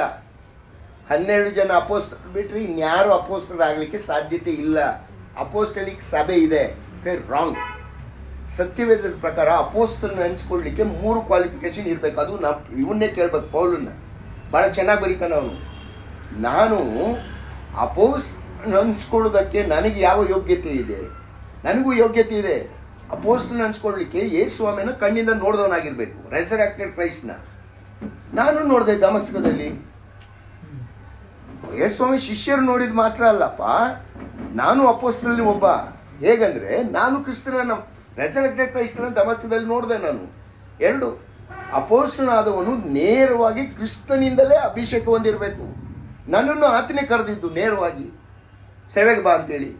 3, ಮಿರಾಕಲ್ ಪವರ್ ಇರಬೇಕು. ನಾನು ಏನು ಕಡಿಮೆ ಇದ್ದೀನಿ, ಅವನು ಬೇಡ್ತಾನೆ. ಈ 3 ಸಂಗತಿಗಳಲ್ಲಿ ಅಪೋಸ್ತಲ ಅನಿಸ್ಕೊಳ್ಳೋದಕ್ಕೆ ನನಗೆ ಏನು ಕಡಿಮೆ ಇದೆ? ಅದರಿಂದ ಇಲ್ಲಿ ಅವನು ಬರೀತಾ ಇರೋದೇನೆಂದರೆ, ನಮ್ಮನ್ನು ಸಭೆ ಎಂಬ ದೇಹದಲ್ಲಿ ಸೇರಿಸಿದ್ದಾನೆ. ಆ ಸಭೆ ಎಂಬ ದೇಹದಲ್ಲಿ ಅಪೋಸ್ತಲರು, ಪ್ರವಾದಿಗಳು ಎಲ್ಲ ಇದೆ. ಈಗ 2 ವರಗಳು ಇವತ್ತು ಕಾಣಿಸಲ್ಲ. ನಾವು 2 ವರಗಳು ಇಲ್ಲ. ಯಾವ್ದು 2 ವರಗಳು? ಮೊದಲನೇದಾಗಿ ಅಪೋಸ್ತಲರು, ಎರಡನೇದಾಗಿ ಪ್ರವಾದಿಗಳು. ಯಾಕಿಲ್ಲ? ಎಫೆಸದವರಿಗೆ ಬರೆದ ಪತ್ರಿಕೆ 2ನೇ 20ನೇ ವಚನ, ಎಫೆಸ 2:20. ಅಪೊಸ್ತಲರು, ಪ್ರವಾದಿಗಳು ಎಂಬ ಅಸ್ತಿವಾರದ ಮೇಲೆ ನೀವು ಮಂದಿರೋ ಯಾರಾದ್ರೂ ನಿಮ್ಗೆ ಪ್ರವಾದಿ, ನಾನು ಪ್ರವಾದಿ ಅಂತ ಹೇಳ್ಕೊಂಡ್ರೆ ನೀವು ಸರಿಯಾಗಿ ತಿಳ್ಕೊಳ್ಳಿ, ಅವನು ಅಲ್ಲ, ಕಳ್ ಪ್ರವಾದಿ ಇಲ್ಲ. ಸತ್ಯವೇದ ಬಹಳ ಸ್ಪಷ್ಟವಾಗಿ ಹೇಳ್ತದೆ, ಅಪೋಸ್ತಲರು, ಪ್ರವಾದಿಗಳೆಂಬ ಅಸ್ತಿವಾರದ ಮೇಲೆ ಸಭೆಯನ್ನು ಕಟ್ತಾ ಬಂದಾನೆ. ಸಭೆ ಫಿನಿಶಿಂಗ್ ಸ್ಟೇಜ್ ಬಂದಿದೆ. ಕ್ರಿಸ್ತನು ಬಂದು ಕೊಂಡೊಯ್ಲಿಕ್ಕೆ ಬಂದ್ಬಿಟ್ಟಿದೆ ಸಭೆ. ಅಸ್ತಿವಾರದ ಪೀರಿಯಡ್ ಗಿಫ್ಟ್ ಅದು, ಮತ್ತೆ ನಾವು ಅದನ್ನು ಕಾಣುವುದಿಲ್ಲ. ಈಗ ಈ ಸಭೆಯಲ್ಲಿ ಕರ್ತನು ಏನು ಮಾಡ್ತಾನಂತೆ, ನಮ್ಮನ್ನು ಒಬ್ಬೊಬ್ಬರನ್ನ ಒಂದೊಂದು ವರಗಳನ್ನು ಕೊಟ್ಟು ನಮ್ಮನ್ನು ಸಭೆಯಲ್ಲಿ ಸೇರಿಸಿದ್ದಾನೆ. ಈಗ ಅವನ ಪ್ರಾಬ್ಲಮ್ ಏನು, ಪೌಲನ ಪ್ರಾಬ್ಲಮ್ ಏನು? ಟಂಗ್ಸನ್ನು ಮಾತನಾಡಿದವರು ಮಾತ್ರ ಪವಿತ್ರಾತ್ಮನು ಹೊಂದಿದ್ದಾರೆ ಅಂತ ಅವರು ಹೇಳ್ತಾ ಇದ್ದಾರಲ್ಲ. ಇದನ್ನ ಅವ್ರಿಗೆ ಮನವರಿಕೆ ಮಾಡಲಿಕ್ಕೆ ಇಷ್ಟೆಲ್ಲ ಸರ್ಕಸ್ ಮಾಡ್ತಾನೆ ಅವನು. ನೋಡ್ರಿ, ನಾವೆಲ್ಲರೂ ಅಂಗಗಳು. ನಾವು ಪವಿತ್ರಾತ್ಮನ ದಾನದ ಮೂಲಕ ಸ್ನಾನ ಆಗ್ತದೆ. ಸ್ನಾನ ದಾನ ಎಲ್ಲ ಒಂದೇ. ಪವಿತ್ರಾತ್ಮ ನಮಗೆ ಸ್ನಾನ ದಾನವಾಗಿ ಕೊಡಲ್ಪಡುವುದು ಯಾಕಂದ್ರೆ ನಮ್ಮನ್ನ ಕ್ರಿಸ್ತನೆಂಬ ದೇಹಕ್ಕೆ ಅಥವಾ ಸಭೆ ಎಂಬ ದೇಹಕ್ಕೆ ನಮ್ಮನ್ನು ಸೇರಿಸುವುದೇ ಮುಖ್ಯ ಕೆಲಸ ಆತಂದು. ಇದನ್ನು ನಮಗೆ ಮಾಡ್ತಾನೆ. ಇದನ್ನು ಮಾಡುವಾಗ ದೇವರು ಏನು ಮಾಡಿರ್ತಾನೆ, ಒಬ್ಬೊಬ್ಬರನ್ನ ಒಂದೊಂದು ಅಂಗವಾಗಿ ಇಟ್ಟಿರ್ತಾನೆ.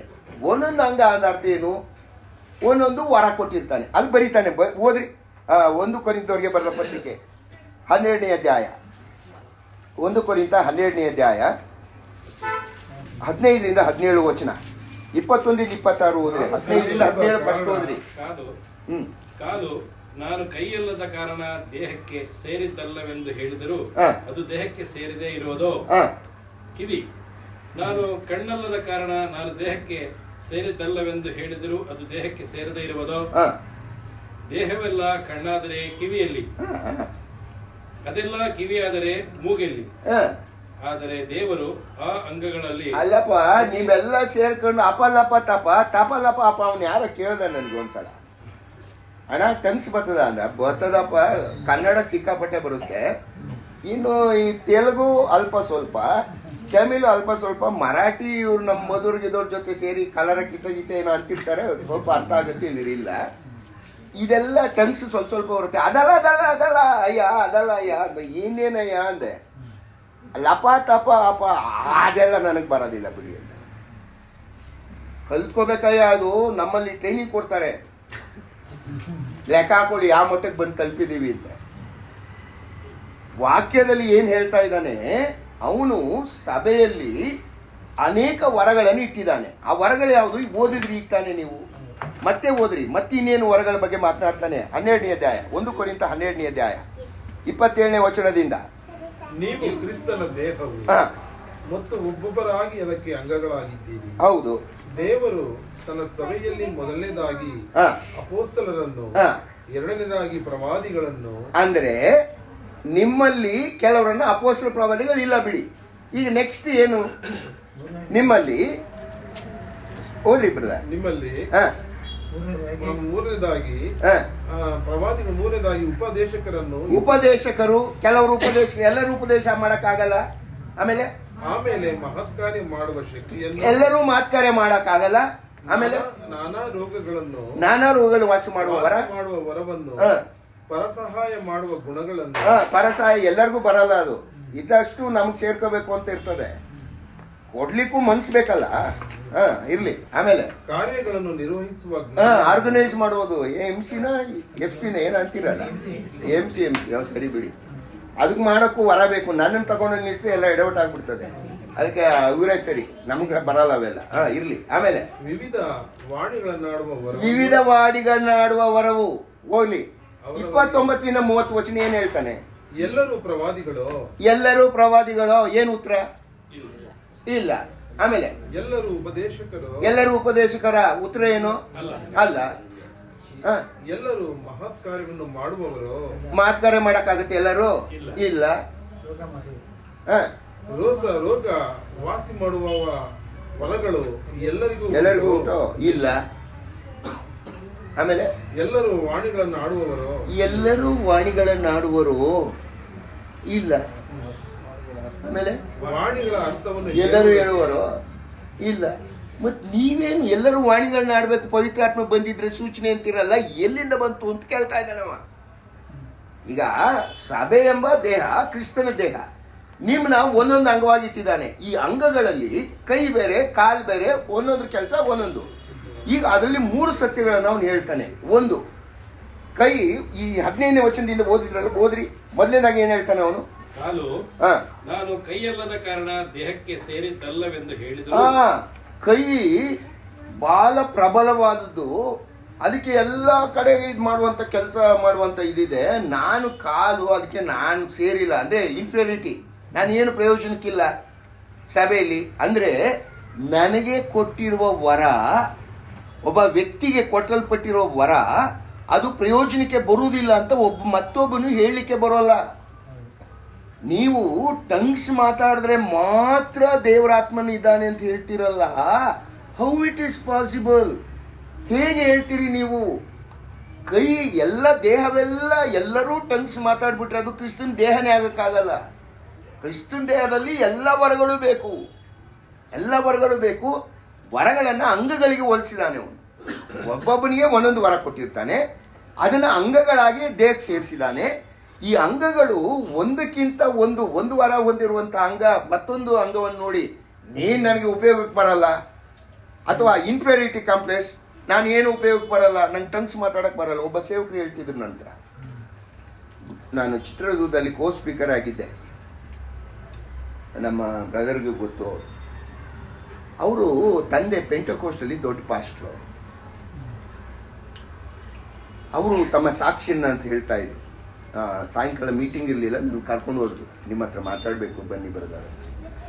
ಕಾರಲ್ಲಿ ಕೂರಿಸ್ಕೊಂಡು ಒಂದು 5 ಗಂಟೆ ನನ್ನ ಜೊತೆಲಿ ಮಾತನಾಡುವಾಗ ಅವ್ರು ಹೇಳಿದರು, ನೋಡಿ ನನ್ನ ತಂದೆ ಗ್ರೇಟ್ ಪಾಸ್ಟರ್, ಮಂಗಳೂರಲ್ಲಿ ದೊಡ್ಡ ಪಾಸ್ಟರ್. ಅವರು ಇದು ಪೆಂಟಕೋಸ್ಟಲ್ ಪಾಸ್ಟರ್. ನಾನು ಆ ಸಭೆಯಲ್ಲಿ ಇದ್ದೆ, ನಾನು ಭಾಳ ಆ್ಯಕ್ಟಿವ್ ಆಗಿದ್ದೆ. ಬಟ್ ಅಲ್ಲಿ ಒಂದು ಸಮಸ್ಯೆ ಆಯಿತು ಬ್ರದರ್. ಏನಾಯಿತು ಅಂದರೆ, ಅಲ್ಲಿ ಎಲ್ಲರಿಗೂ ಟಂಗ್ಸ್ ಮಾತಾಡೋಕ್ಕೆ ಬರ್ತಿತ್ತು. ನಾನು ಭಾಳ ಭಕ್ತಿಯಿಂದ ನಂಬಿಕೆಯಿಂದ, ಸ್ವಾಮಿ ಇವರೆಲ್ಲ ಹೇಳ್ತಾ ಇದ್ದಾರೆ ಪವಿತ್ರಾತ್ಮನಿದ್ರೆ ಟಂಗ್ಸಲ್ಲಿ ಮಾತಾಡಬೇಕು ಅಂತ ಹೇಳ್ತಾರೆ, ನನಗೆ ಯಾಕೆ ಟಂಗ್ಸ್ ಬರ್ತಿಲ್ಲ? ನೀನು ಮಗನಲ್ವಾ ಅಂತ ನೀವು ಎಷ್ಟು ಕೇಳ್ಕೊಂಡ್ರು ಕೂಡ ದೇವರು ಟಂಗ್ಸ್ ಮಾತಾಡೋ ವರ ನನಗೆ ಕೊಡಲೇ ಇಲ್ಲ. ಆಗ ನನಗೆ ಡೌಟ್ ಬಂತು, ಏನೋ ಇದರಲ್ಲಿ ಮಿಸ್ಟೇಕ್ ಇದೆ ಅಂತ ಗೊತ್ತಾಗಿ ನಾನು ಬೇರೆ ಬೇರೆ ಸಭೆಗಳಿಗೆ ಹೋಗ್ಲಿಕ್ಕೆ ಶುರು ಮಾಡಿದೆ. ಯಾರಿಂದಲೂ ನನಗೆ ಉತ್ತರ ಸಿಕ್ಕಲಿಲ್ಲ. ಕೊನೆಗೆ ಒಂದು ಬ್ರದರ್ ಸಭೆ ಕಂಡುಕೊಂಡೆ. ಅಲ್ಲಿ ಹೋದಾಗ ಅವರು ನನಗೆ ಎಷ್ಟು ಆಳವಾಗಿ ತಿಳಿಸ್ತಿದ್ರು, ಮೇಲೆ ನನಗೆ ತಿಳಿಸಿದ್ರು. ಆಗ ನನಗೆ ಮನವರಿಕೆ ಆಯಿತು, ಇವರು ತಪ್ಪು ಮಾಡ್ತಾ ಇದ್ದಾರೆ ಅಂತ. ನಾನು ಅದನ್ನು ಬಿಟ್ಟು ಬ್ರದರ್ ಸಭೆಗೆ ಹೋಗಲಿಕ್ಕೆ ಪ್ರಾರಂಭ ಮಾಡಿದೆ. ಇವತ್ತು ಬ್ರದರ್ ಸಭೆಯಲ್ಲಿ ದೊಡ್ಡ ಸೇವಕನಾಗಿ ನಾನು ಬೆಳೆದು ನಿಂತಿದ್ದೇನೆ. ಇದರ ಪರಿಣಾಮ ಏನಾಯಿತು, ನನ್ನ ತಂದೆ ಮನೆಯಿಂದ ಓಡಿಸ್ಬಿಟ್ರು. ನನಗೆ ಕೇರಳದಲ್ಲಿ ಪ್ರಾಪರ್ಟಿಯಲ್ಲಿ ಒಂದು ನಯಾ ಪೈಸನ್ನು ನನಗೆ ಕೊಡದೆ ಎಲ್ಲನೂ ಮಾಡಿದ್ರು. ದೇವರು ನನ್ನ ನಡೆಸ್ದ ಅಂತ ಅವರು ಸಾಕ್ಷಿ ಹೇಳ್ತಾ ಇದ್ರು. ಯಾಕೆ ನಾನು ಈ ಮಾತು ಹೇಳ್ತಾ ಇದ್ದೀನಿ, ಈ ದಿವಸ ನಮ್ಮ ನಿಜ ವಿಶ್ವಾಸಿಗಳಂತ ನೀನು ಈ ತಪ್ಪಾದ ಕಾರ್ಯಗಳಲ್ಲಿ ನಿನ್ನನ್ನು ತೊಡಗಿಸಿಕೊಂಡು ಈ ಥರದ ಬೋಧನೆಗಳಿಗೆ ನಾವು ಜಾರಿ ಹೋಗ್ತೇವೆ. ಸತ್ಯವೇದ ಹೇಳುವುದು ಬೇರೆ. ಸತ್ಯವೇದದ ಪ್ರಕಾರ ವರಗಳಲ್ಲಿ ಎಲ್ಲ ಒಂದೇ ವರವನ್ನು ದೇವರು ಎಲ್ಲರಿಗೂ ಕೊಡೋಲ್ಲ. ಎಲ್ಲ ವರ ಒಂದೇ ವರವನ್ನು ಎಲ್ಲರಿಗೂ ಕೊಟ್ಟರೆ ಅದು ಕ್ರಿಸ್ತನ ದೇಹವಾಗಲಿಕ್ಕೆ ಸಾಧ್ಯತೆ ಇಲ್ಲ. ದೇಹವೆಲ್ಲ ಕಣ್ಣಾದರೆ ಕಿವಿಯಲ್ಲಿ, ದೇಹವೆಲ್ಲ ಕಿವಿ ಆದರೆ ಶಾಲೆಯಲ್ಲಿ. ಪೌಲನು ಬರೀತಾನೆ, ಹೋಗಿ 21ರಿಂದ 26 ವಚನ ಏನಂತ ಬರೀತಾನೆ? 1 ಕೊರಿಂಥ 12 21ರಿಂದ 26. ಕಣ್ಣು ಕೈಗೆ ನೀನು ನನಗೆ ಅವಶ್ಯವಿಲ್ಲವೆಂದು, ತಲೆಯು ಕಾಲಿಗಳಿಗೆ ನೀವು ನನಗೆ ಅವಶ್ಯವಿಲ್ಲವೆಂದು ಹೇಳುವುದಕ್ಕಾಗುವುದಿಲ್ಲ. ದೇಹದಲ್ಲಿ ಅಲ್ಪ ಬಲವುಳ್ಳವುಗಳಾಗಿ ಕಾಣುವ ಅಂಗಗಳನ್ನು ಅತ್ಯವಶ್ಯವೆಂದು ತಿಳಿಯಬೇಕಲ್ಲವೋ? ನೋಡ್ರಿ 2 ಸಂಗತಿ ಹೇಳ್ತಾನೆ ಇಲ್ಲಿ. ಕಣ್ಣು ಕೈನ ನೀನ್ ನನಗೆ ಬೇಡ ಅಂತ ಹೇಳಕ್ಕಾಗಲ್ಲ. ಕಣ್ಣು ನೋಡಿದನ್ನ ಪಡಿಬೇಕಾದ್ರೆ ಏನ್ ಬೇಕು? ಕೈ ಬೇಕು. ಆ ಜಾಗಕ್ಕೆ ಹೋಗ್ಬೇಕಾದ್ರೆ ಏನ್ ಬೇಕು? ಕಾಲ್ ಬೇಕು. ಪ್ರತಿಯೊಂದು ಅಂಗವು, ಪ್ರತಿಯೊಂದು ವರವು ಸಭೆಯಲ್ಲಿ ಬಹಳ ಇಂಪಾರ್ಟೆಂಟು. ಒಂದೇ ವರ ಅಲ್ಲ. ಒಂದು ವರವನ್ನು ನೀನು ಟಂಗ್ಸ್ ಮಾತಾಡ್ತೀನಿ, ನಾನು ಗ್ರೇಟ್ ಅಂತ ನೀನು ಅನ್ಕೊಂಡ್ಬಿಟ್ರೆ ಆ ಥರ ಆಗಕ್ಕೆ ಸಾಧ್ಯ ಇಲ್ಲ ಅಂತ ಬರೀತಾನೆ. ನೀನು ಅವಶ್ಯ ಇಲ್ಲ ಅಂತ ನೀನು ಹೇಳಲಿಕ್ಕೆ ಬರುವುದಿಲ್ಲ. ಪ್ರತಿಯೊಂದು ಅಂಗ, ಪ್ರತಿಯೊಂದು ವರವು ಸಭೆ ಎಂಬ ದೇಹದಲ್ಲಿ ಅವಶ್ಯ. ಪ್ರತಿಯೊಂದು ಇಟ್ಟಿದ್ದಾನೆ. ಕೆಲವು ವರಗಳು, ಕೆಲವು ಅಂಗಗಳು ಅಲ್ಪ ಬಲವುಳ್ಳ ಅಂಗಗಳು. ಯಾವ್ದು ಒಂದು ಸ್ವಲ್ಪ ಹೇಳ್ಬೇಡಿ ನೋಡೋಣ. ಕಿಡ್ನಿ, ಹಾರ್ಟು, ಲಂಗ್ಸು, ಅದೇ ನಮ್ಗೆ ಇದಾಗಿದೆ ಶೀತ. ಲಂಗ್ಸು, ಹಾರ್ಟು, ಬ್ರೈನು, ಇವೆಲ್ಲ ಅಲ್ಪ ಬಲವುಳ್ಳ ಅಂಗಗಳು. ಇವುಗಳನ್ನ ಇಟ್ಟಿದ್ದಾನೆ ದೇಹದಲ್ಲಿ. ಮಹಾಬಲವುಳ್ಳ ಅಂಗಗಳು ಯಾವುದು? ಪ್ರದರ್ಶನವಾಗುವಂಥ ಅಂಗಗಳು ಕೈ, ಕಾಲು, ಕಿವಿ, ಕಣ್ಣು. ಕಣ್ಣಿಲ್ದೇವ್ರೆ ಬದುಕ್ಬೋದಾ? ಕಣ್ಣಿಲ್ದೇವ್ರೆ ಬದುಕ್ಬೋದಾ? ಹೇಳ್ರಪ್ಪ. ಕಾಲಿಲ್ದೇವ್ರೆ ಬದುಕ್ಬೋದಾ? ಕೈ ಇಲ್ದೇವ್ರೆ ಬದುಕ್ಬೋದಾ? ಕಿಡ್ನಿ ಇಲ್ದೆ ಹೋದ್ರೆ, ಹಾರ್ಟ್ ಇಲ್ದೆ ಹೋದ್ರೆ, ಬ್ರೈನ್ ಇಲ್ದೆ ಹೋದ್ರೆ ಗಾನ್. ಅದನ್ನು ಪೌಲನ್ ಬರೀತಾ ಇದ್ದಾನೆ. ಏನು ಮಾತಾಡ್ತಿದ್ದೀರಿ ನೀವು? ತಲೆ ಇದೆ ನಿಮಗೆ, ಬುದ್ಧಿ ಇದೆಯಾ? ಬರೀತವ್ರೆ, ಏನು ನಿಮ್ಮ ಬುದ್ಧಿಗೆ ಏನಾಗಿದೆ ನಿಮಗೆಲ್ಲ? ಏನು ಮಾಡ್ತಾ ಇದ್ದೀರಿ ನೀವು? ವಾಣಿಗಳನ್ನ ಆಡುವ ವರ ಈ ಥರ ಎಲ್ಲ ವರಗಳಂತೆ ಅದು ಒಂದು ಸಾಮಾನ್ಯ ಗಿಫ್ಟ್. ಅದನ್ನ ಯಾಕೆ ನೀವು ಹಿಡ್ಕೊಂಡು ಎಲ್ಲರೂ ಮಾತಾಡಬೇಕು ಅಂತ ಹೇಳ್ತೀರಲ್ಲ? ಈ ವರಗಳು ನೀನು ಪವಿತ್ರಾತ್ಮ ನೀನು ಇದೆ ಅನ್ನೋದಕ್ಕೆ ಸೂಚನೆ ಅಲ್ಲ. ಪವಿತ್ರಾತ್ಮ ನೀನು ಇದೆ ಅನ್ನೋದಕ್ಕೆ ಸೂಚನೆ ಯಾವುದು ಗೊತ್ತಾ? ನಿನ್ನ ರಕ್ಷಣೆ. ನೀನು ದೇವರ ಅಂಗಕ್ಕೆ ಸೇರಿಸಲ್ಪಡ್ತಿ, ಸಭೆ ಅಂಗಕ್ಕೆ ಸೇರಿಸಲ್ಪಡ್ತಿ. ಇದು ಪವಿತ್ರಾತ್ಮನಲ್ಲಿ ಇದ್ದಿ, ಪವಿತ್ರಾತ್ಮೆಯಿಂದ ಅನ್ನೋದಕ್ಕೆ ಸೂಚನೆ. ವರಗಳಿರೋದು ಯಾತಕ್ಕಂದ್ರೆ ಸಭೆಯ ಅಭಿವೃದ್ಧಿಗೆ, ಸಭೆಯ ಅನುಕೂಲಕ್ಕೆ, ನಿನ್ನ ಅನುಕೂಲಕ್ಕಲ್ಲ, ನಿನ್ನನ್ನು ಹೆಚ್ಚಿಸ್ಕೊಳಕ್ಕಲ್ಲ. ನಾನು ಟಂಗ್ಸಲ್ಲಿ ಮಾತಾಡ್ತಿದ್ದೀನಿ, ಆಯಿತು. ಇದು 12ನೇ ಅಧ್ಯಾಯದಲ್ಲಿ ಅವನು ದೇಹಕ್ಕೆ ಹೋಲಿಸಿ ಬರೀತಾನೆ. 14ನೇ ಅಧ್ಯಾಯಕ್ಕೆ ಬಂದಾಗ ಭಾಳ ಚೆನ್ನಾಗಿ ಬರೀತಾನೆ. ಅದು ಕ್ಲುಪ್ತವಾಗಿ ಹೇಳ್ಬಿಡ್ತೀನಿ ನೋಡಿ. ಈಗ ಅವರು ಏನು ಹೇಳ್ತಾ ಇದ್ದಾರೆ, ಈಗ ಪೆಂಟೆಕೋಸ್ಟಲ್ ಕೆಲವು ಪಂಗಡದವರು ಹೇಳ್ತಾ ಇದ್ದಾರೆ, ಪಂಚಾಶತಮ ದಿವಸದಲ್ಲಿ ಪವಿತ್ರ ಆತ್ಮನು ಆಗಮನ ಆದಾಗ ಅವರು ಟಂಗ್ಸಲ್ಲಿ ಮಾತಾಡಿರ್ಲಿಲ್ವಾ? ಮಾತಾಡಿದ್ರ? ಓದ್ರಿ, ಬೇಗ ಓದ್ಬಿಡ್ರಿ. ಅಪೋಸ್ಕೃತಿ 2:4. ವಾಣಿಯನ್ನು ನಾಡುವವನು ಇಲ್ಲ, ಅಪೋಸ್ಕೃತಿ 2:4. ಆಗ ಅವರೆಲ್ಲರೂ ಪವಿತ್ರಾತ್ಮ ಭರಿತರಾಗಿ ಆ ಆತ್ಮ ತಮಗೆ ನುಡಿಯುವ ಶಕ್ತಿಯನ್ನು ಕೊಡುವ ಪ್ರಕಾರ ಬೇರೆ ಬೇರೆ ಭಾಷೆಗಳಿಂದ ಮಾತಾಡುವುದಕ್ಕೆ ಪ್ರಾರಂಭಿಸಿದರು. ಗಮನಿಸ್ರಿ, ಏನಾಯ್ತು? ಪವಿತ್ರಾತ್ಮನು ಆಗಮನ ಆದಾಗ ಪವಿತ್ರಾತ್ಮನು ಬಂದಿದ್ದಾನೆ ಎಂಬುದನ್ನು ದೃಢೀಕರಿಸಲಿಕ್ಕೆ ಆ ಸಮಯದಲ್ಲಿ ಒನ್ ಟೈಮ್ ಮೆಜರ್, ಅದು ಒನ್ ಟೈಮ್ ಅವರಿಗೆ ಕೊಟ್ಟಿದ್ದು ಶಕ್ತಿ ಅಲ್ವಾ? ಆ ಪವಿತ್ರಾತ್ಮ ಈಗ ಸ್ನಾನಿಕನಾದವರಿಗೆ ದೇವರು ಹೇಳಿದ್ದ, ನೀನು ಹೋಗಿ ಸ್ನಾನ ಮಾಡಿಸ್ಬೇಕು. ಏನಕ್ಕೆ ಸ್ನಾನ ಮಾಡಿಸ್ಬೇಕು? ಸ್ನಾನಿಕನಾದ ಯೋಹಾನಿಗೆ ದೇವರು ದೀಕ್ಷಾ ಸ್ನಾನ ಮಾಡಿಸ್ಲಿಕ್ಕೆ ಕಳಿಸಿದ್ದ. ಏನಕ್ಕೆ?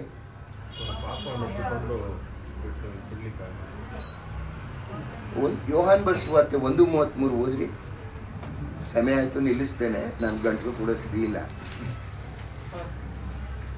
ನನಗೂ ಆತನ ಗುರುತಿರಲಿಲ್ಲ, ಆದರೆ ನೀರಿನ ಸ್ನಾನವನ್ನು ಮಾಡಿಸುವುದಕ್ಕೆ ನನ್ನನ್ನು ಕಳುಹಿಸಿದ ಆತನು ಯಾವನ ಮೇಲೆ ಆತ್ಮವು ಇಳಿದು ಬಂದು ಇರುವುದನ್ನು ನೀನು ನೋಡುವಿಯೋ ಆತನೇ ಪವಿತ್ರಾತ್ಮದ ಸ್ನಾನವನ್ನು ಕೊಡುವವನು ಎಂದು. ಅಂದ್ರೆ ಸ್ನಾನಿಕನಾದ ಯೋಹಾನ್ನ ನೀರಿನ ಸ್ನಾನ ಉಪಯೋಗಕ್ಕಿಲ್ಲ. ನೀರಿನ ಸ್ನಾನ ಮಾಡಿಸೋಕ್ಕೆ ದೇವರು ಕಳಿಸಿದ ಯಾಕೆ ಗೊತ್ತಾ? ನೀನು ನೀರಿನ ಸ್ನಾನ ಮಾಡಿಸುವಾಗ ಒಬ್ಬ ಆತನ ಮೇಲೆ ಪವಿತ್ರಾತ್ಮ ಇಳಿದು ಬರುತ್ತೆ. ನೀನೇನು ಮಾಡಬೇಕು? ಆತನೇ ಬರಬೇಕಾದಂಥ ಯಜ್ಞದ ಕುರಿ, ಲೋಕ ರಕ್ಷಕ, ಈಸ್ ದ ಮಸಾಯ.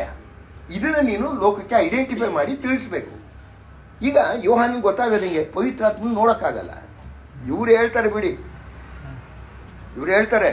ನಾನು ಒಂದು ಮೀಟಿಂಗ್ ಹೋಗಿದ್ದೆ, ನಮ್ಮ ಆಂಟಿ ಒಬ್ರು ಇದು ತೀರ್ಕೊಂಡ್ರು ಬಿಡಿ. ಅವರು ಆ ಮೀಟಿಂಗಲ್ಲಿ ಪವಿತ್ರಾತ್ಮನು ಬಂದೋ ಇಳ್ದ, ಅವನ ಮೇಲೆ ಕೂತ್ಕೊಂಡೋ ಇವನ ಮೇಲೆ ಕೂತ್ಕೊಂಡ. ಮನೆಗೆ ಬಂದರು. ಇವನು ಪವಿತ್ರಾತ್ಮನಿಗೆ ದೊಡ್ಡವನಿರಬೇಕು, ಅಥವಾ 2 ಪವಿತ್ರಾತ್ಮನ ಪವರ್ ಕಡಿಮೆ ಆಗಿರಬೇಕು. ಇವ ಪವಿತ್ರಾತ್ಮ ನೋಡ್ತೀನಿ ಅಂತ ಸ್ವಾಮಿ ಹೇಳಲಿಲ್ಲ ಪವಿತ್ರಾತ್ಮ ನೋಡ್ತೀನಿ ಅಂತ. ಸ್ವಾಮಿ ಶಿಷ್ಯರು ಹೇಳಲಿಲ್ಲ. ಇವ್ರಿಗೆ ಪವಿತ್ರಾತ್ಮ ಕಾಣ್ತಾನಂತೆ. ಸ್ನಾನಿಕನ ದೇಹಕ್ಕೆ ಪವಿತ್ರಾತ್ಮನು ಬಂದಿದ್ದಾನೆ ಅಂತ ಗೊತ್ತಾಗೋದು ಹೇಗೆ? ಪಾರಿವಾಳದ ರೂಪದಲ್ಲಿ ಪವಿತ್ರಾತ್ಮನು ಪಾರಿವಾಳದಂಗಿದ್ದಾನೆ ಅಂತ ಅಲ್ಲ, ಆತ್ಮಸ್ವರೂಪನಾಥ. ಸ್ನಾನಿಕನಾದ ಯೋಹಾನಿಗೆ ಗೊತ್ತಾಗಬೇಕಾಗಿತ್ತು, ಪವಿತ್ರಾತ್ಮ ಇಳಿದ, ಇವನೇ ಮೆಸಾಯ ಅಂತ ತಿಳಿಬೇಕಾಗಿತ್ತು. ಮತ್ತಾಯ 3ನೇ ಅಧ್ಯಾಯ, ಮ್ಯಾಥ್ಯೂ ಚಾಪ್ಟರ್ 3 ವರ್ಸ್ 16-17 ಓದ್ತೀರಿ. ಅದೇ ರೀತಿಯಲ್ಲಿ ಸ್ವಾಮಿ ಹೇಳೋಗಿದ್ದ ಪವಿತ್ರಾತ್ಮ ಕಳಿಸ್ಕೊಡ್ತೀನಿ ಅಂತ. ಪವಿತ್ರಾತ್ಮ ಬಂದಿದ್ದಾನೆ ಅಂತ ಇವ್ರಿಗೆ ಹೆಂಗೆ ಗೊತ್ತಾಗಬೇಕು? ಅದಕ್ಕೆ ಅದನ್ನು ದೃಢೀಕರಿಸಲಿಕ್ಕೆ ಅವರಿಗೆ ಅನ್ಯ ಭಾಷೆಗಳಲ್ಲಿ ಮಾತನಾಡುವುದನ್ನು ಕೊಟ್ಟ. ಒಂದು ಸಲ ಕೊಟ್ಟ, ಸರಿಯಪ್ಪ. 3,000 ಜನ ದೀಕ್ಷಾಸ್ನಾನ ಹೊಂದಿದ್ರು. ಯಾರು ಅವರು 3,000 ಜನ ದೀಕ್ಷಾಸ್ನಾನ ಹೊಂದಿದ್ದು? 41ನೇ ವಚನದಲ್ಲಿ 2:41 ಯಹೂದ್ಯರು. ಅವ್ರು ಟಂಗ್ಸಲ್ಲಿ ಮಾತಾಡಿದ್ರ? ಇಲ್ಲ. ಯಾಕಂದರೆ ಒಂದು ಸಲ ಯಹೂದ್ಯ ಜನಾಂಗಕ್ಕೆ ಸ್ವಾಮಿಯನ್ನು ನಂಬಿ ದೀಕ್ಷಾಸ್ನಾನ ತಗೊಳ್ಳುವಾಗ ಪವಿತ್ರಾತ್ಮನ ಆಗಮನ ಆಗ್ತಾನೆ ಎಂಬುದನ್ನು ದೃಢೀಕರಿಸಿ ಆಗಿತ್ತು. ಮತ್ತೆ ಅವ್ರ ಮೇಲೆ ಯಾರು ಟಂಗ್ಸಲ್ಲಿ ಮಾತಾಡಿದನ್ನು ದೇವ್ರ ವಾಕ್ಯಲ್ಲಿ ಓದಲ್ಲ. 2ನೇ ಪ್ರಕರಣ ಎಲ್ಲಿ ಓದ್ತೀರಿ? 8ನೇ ಅಧ್ಯಾಯ, ಅಪೋಸ್ಕೃತಿ 8ನೇ ಅಧ್ಯಾಯ 16-17. ಸಮಾರ್ಯ ಸೀಮೆ, ಸಮಾರ್ಯದವರು ಅಂದರೆ ಯಾರು? ಟೋಟಲಿ ಜೆಂಟೈಲ್ಸ್, ಅನ್ಯ ಜನಾಂಗ. ಅನ್ಯ ಜನಾಂಗಗಳಿಗೂ ಪವಿತ್ರಾತ್ಮನ ದಾನ ಆಗ್ತದೆ ಎಂಬುದನ್ನು ಮುಂದುವರಿದ ಪಂಚಾಶತ್ಮ ದಿವಸದ ಭಾಗ ಅದು. ಅವ್ರಿಗೂ ಪವಿತ್ರಾತ್ಮನ ದಾನ ಆಗ್ತದೆ ಅಂತ ಅನ್ಯರು ಅವರಿಗೆ ರಕ್ಷಣೆ ಹೊಂದಿದಾಗ ದೀಕ್ಷಾಸ್ನಾನ ಅವರಿಗೆ ಪವಿತ್ರಾತ್ಮನ ದಾನ ಆಯಿತು ಅಂತ ಓದ್ತೀರಿ. 3 ಸಮಾರ್ಯದವರು ಅಂತ ಹೇಳುವಾಗ ಆಫ್ ಜ್ಯೂ ಆಫ್ ಅನ್ಯ, ಆಫ್ ಜ್ಯೂ ಆಫ್ ಅನ್ಯ ಅವರು. ಯಾಕಂದರೆ 2 ವರ್ಷಗಳ ಪುಸ್ತಕ 17ನೇ ಅಧ್ಯಾಯದಲ್ಲಿ ಓದ್ತೀರಿ ಅವ್ರನ್ನ. ಮಿಶ್ರಣ ಅವರು ಇಸ್ರಾಯೇಲರು ಮತ್ತು ಅನ್ಯ ಜನಾಂಗ.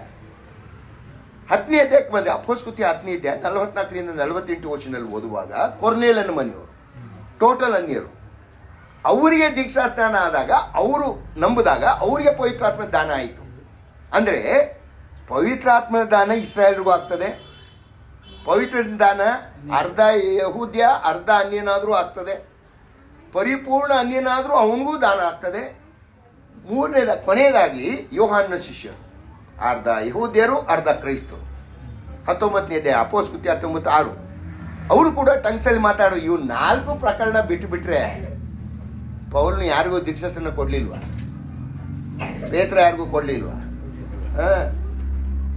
ಕಂಚುಕಿ ದೀಕ್ಷಾಸ್ನಾನ ಟಂಗ್ಸಲ್ಲಿ ಮಾತಾಡಿದ್ನ. ಜೈಲರ್ ಮನೆಯವರು 16ನೇ ಅಧ್ಯಾಯ ಟಂಗ್ಸಲ್ಲಿ ಮಾತಾಡಿದ್ರ? ಲುದ್ಯಳು ಟಂಗ್ಸಲ್ಲಿ ಮಾತಾಡಿದ್ಲ? ಇಲ್ಲ. ನೋಡ್ರಿ, ಪ್ರಥಮ ಸಾಲ ಪವಿತ್ರ ಆತ್ಮನು ಬಂದಿದ್ದಾನೆ, ಇಸ್ರಾಯೇಲ್ಗೂ ಸಿಗ್ತಾನೆ, ಅನ್ಯರಿಗೂ ಸಿಗ್ತಾನೆ, ಅರ್ಧ ಅನ್ಯ ಅರ್ಧ ಇವನಾರು ಬರ್ತದೆ, ಮತ್ತು ಪರಿಪೂರ್ಣ ಅನ್ಯನಾದರೂ ಅವರಿಗೆ ಬರ್ತದೆ, ಪವಿತ್ರಾತ್ಮನ ದಾನ ಆಗ್ತದೆ ಎಂಬುದನ್ನು ದೇವರು ಒಂದು ಸಲ ತೋರಿಸ್ಬೇಕಾಗಿತ್ತು. ಅದನ್ನು ರುಜುವಾತುಪಡಿಸಲಿಕ್ಕೆ ಟಂಗ್ಸಲ್ಲಿ ಮಾತನಾಡಲಿಕ್ಕೆ ಕೊಟ್ಟ.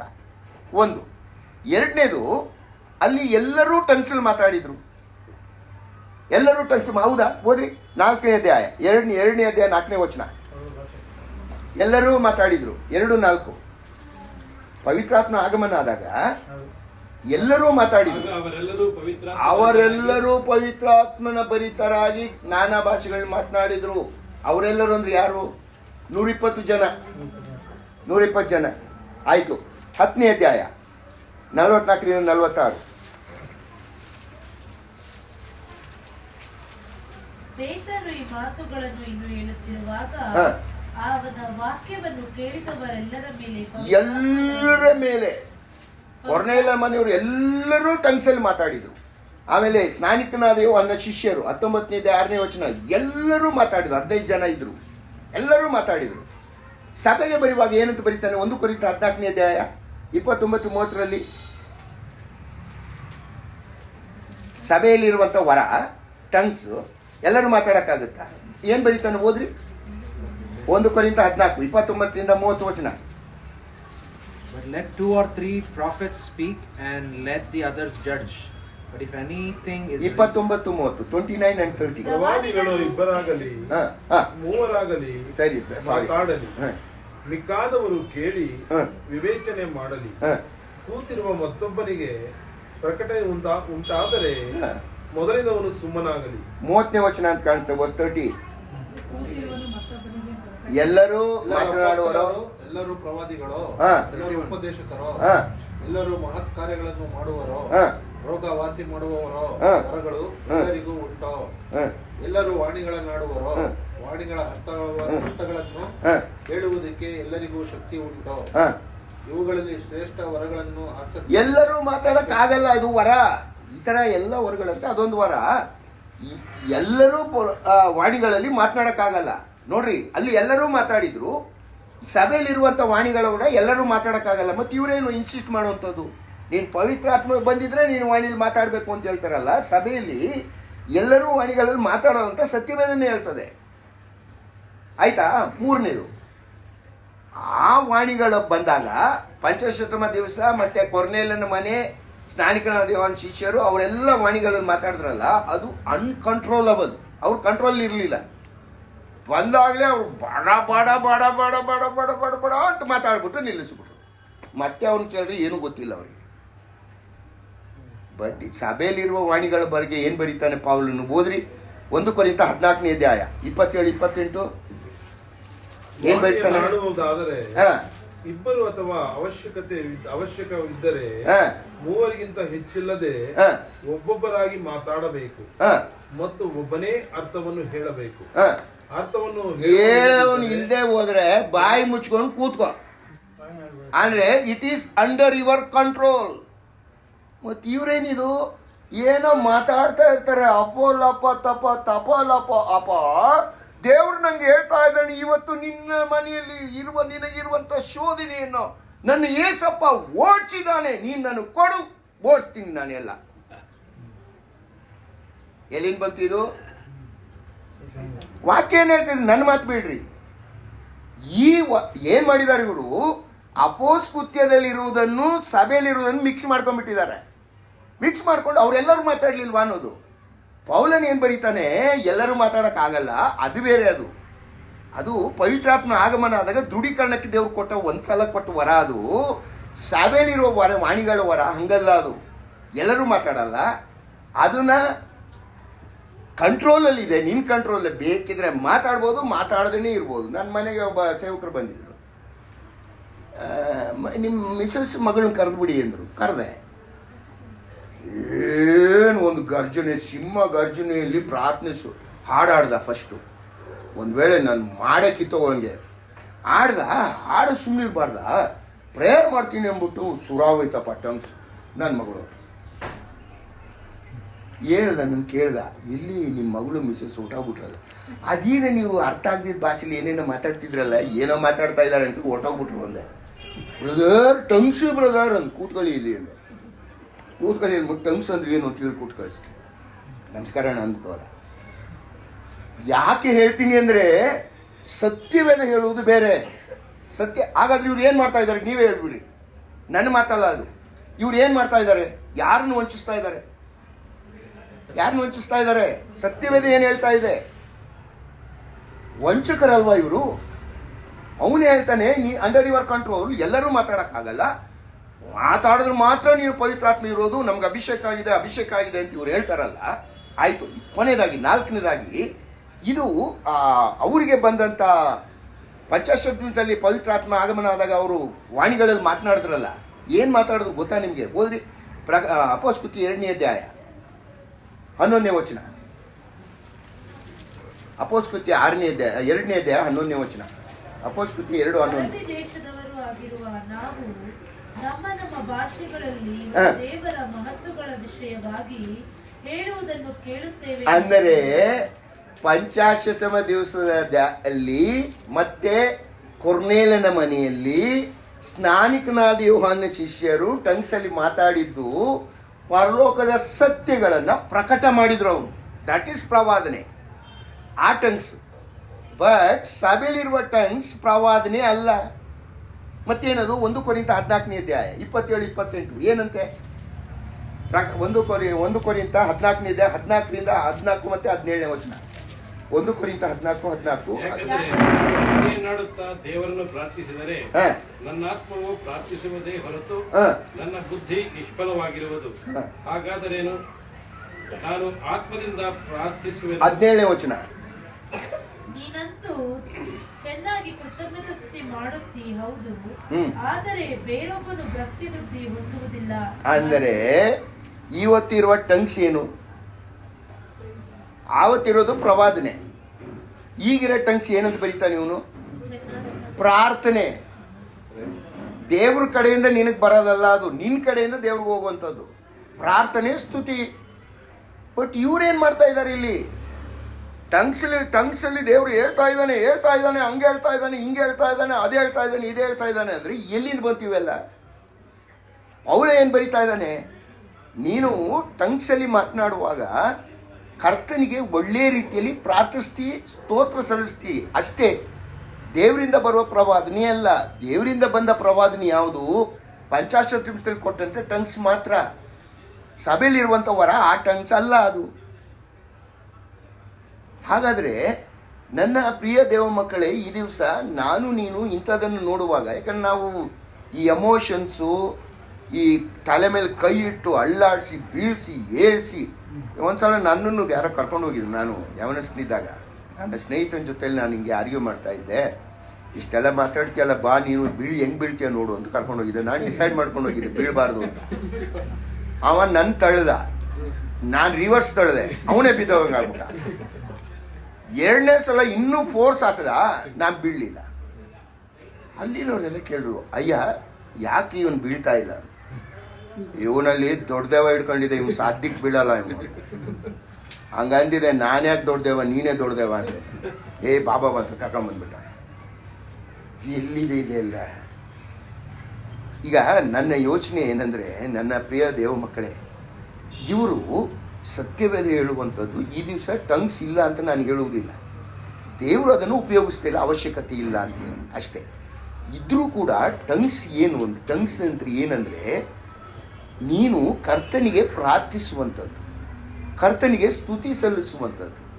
ಇವತ್ತು ನಮ್ಮಲ್ಲಿ ನನಗೆ ಅಷ್ಟು ಒಳ್ಳೆ ರೀತಿಯಾಗಿ ಸುಂದರವಾಗಿ ಪ್ರಾರ್ಥನೆ ಮಾಡಲಿಕ್ಕೆ ಬರುವುದಿಲ್ಲ. ನಾನು ವಾಕ್ಯ ಕೊಡ್ತೀನಿ, ಆದರೆ ಕೆಲವರು ಪ್ರಾರ್ಥನೆ ಮಾಡುವಾಗ ನಮ್ಮ ಮನಸ್ಸು ಅಲ್ಲಿಗೆ ಹರಿದು ಹೋಗ್ಬಿಡ್ತದೆ. ಎಂಥ ಪ್ರಾರ್ಥನೆ, ಎಂಥ ಪ್ರಾರ್ಥನೆ! ದಟ್ ಈಸ್ ವರ, ದಟ್ ಈಸ್ ಟಂಗ್ಸ್. ಟಂಗ್ಸ್ ಅದು ನೀವು ಅಪದತ್ತಪ್ಪ ಹೇಳೋದಲ್ಲ, ಅದು ಆ ಪ್ರಾರ್ಥನೆ ತಿರುಳು. ಅವರು ಅದನ್ನು ಕರ್ತನಿಗೆ ಪ್ರೆಸೆಂಟ್ ಮಾಡುವಂಥ ರೀತಿ, ಇದು ಸತ್ಯವೇದ ಹೇಳುವಂಥದ್ದು. ಈ ದಿವಸ ನಿಮ್ಮ ಸಭೆಯಲ್ಲಿ ಟಂಗ್ಸ್ ಇದೆಯಾ? ಇದೆ.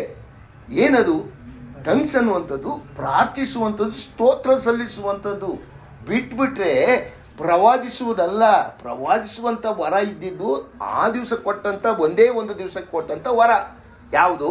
ಪಂಚಾಶತದಲ್ಲಿ ಪವಿತ್ರಾತ್ಮ ಆಗಮನ ಆದಾಗ ಕೊಟ್ಟಂಥ ವರ. ಅದರಲ್ಲಿ ಮಾತ್ರ ಪ್ರವಾದನೆ ನುಡಿದಿದ್ರು. ಮುಂದೆ ಆಗಬೇಕಾದ ಸಂಗತಿಗಳನ್ನು, ಪರಲೋಕ ಸತ್ಯಗಳನ್ನು ಪ್ರಕಟ ಮಾಡಿದರು. ಇದಲ್ಲ. ಆಮೇಲೆ ಎರಡು, ಇದು ಕಂಟ್ರೋಲಬಲ್. ಈ ಟಂಗ್ಸು ನೀನು ಏಕಾಂತದಲ್ಲಿ ಮಾಡ್ಕಪ್ಪ, ಇಲ್ಲಿ ಯಾಕೆ ಬಂದು ಮಾಡ್ತೀಯ? ಇಲ್ಲಿ ಅರ್ಥ ಯಾರು? ನಾನು ಒಂದು ಪೆಂಟೆಕೋಸ್ಟ್ ಸಭೆಗೆ ಹೋಗಿರಲಿಲ್ಲ. ನಾನು ಒಂದು ಮೀಟಿಂಗ್ ಅರೇಂಜ್ ಮಾಡಿದರು. 3,000 ಜನ ಕೂತ್ಕೊಳ್ಳುವಂಥ ಆಡಿಟೋರಿಯಂ, ಅದನ್ನು ಹೈರ್ ಮಾಡ್ಕೊಂಡಿದ್ರು. ಪೆಂಟೆಕೋಸ್ಟಲ್ ಆಡಿಟೋರಿಯಂ.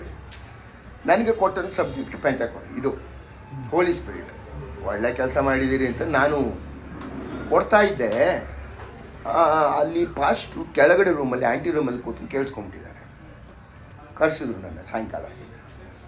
ಅಯ್ಯ ಎಲ್ಲಿದ್ರಿ ನೀವು ಅಂದರು. ಯಾಕೆ ಅಂದೆ, ಯಾವ ಇಂಗ್ಲೀಷ್ ಬೋಧಕರು ಈ ಥರ ನಮಗೆ ಹೇಳ್ಕೊಟ್ಟಿಲ್ಲ, ನಾವು ತಪ್ಪು ಬೋಧನೆ ಮಾಡ್ತೀವಿ ನಿಜ, ಬಟ್ಟು ನೀವು ಟಂಗ್ಸ್ ಬಗ್ಗೆ ಇಷ್ಟೆಲ್ಲ ಹೇಳಿದ್ರಲ್ವಾ, ಸಭೆಯಲ್ಲಿ ಒಂದು 4-5 ಜನಕ್ಕಾದರೂ ಟಂಗ್ಸ್ ಇರುತ್ತಲ್ಲ, ಅದನ್ನು ಮಾತಾಡ್ಬೋದು ಅಂತ ಹೇಳ್ಬೋದಿತ್ತಲ್ಲ ನೀವು ಅಂದರು.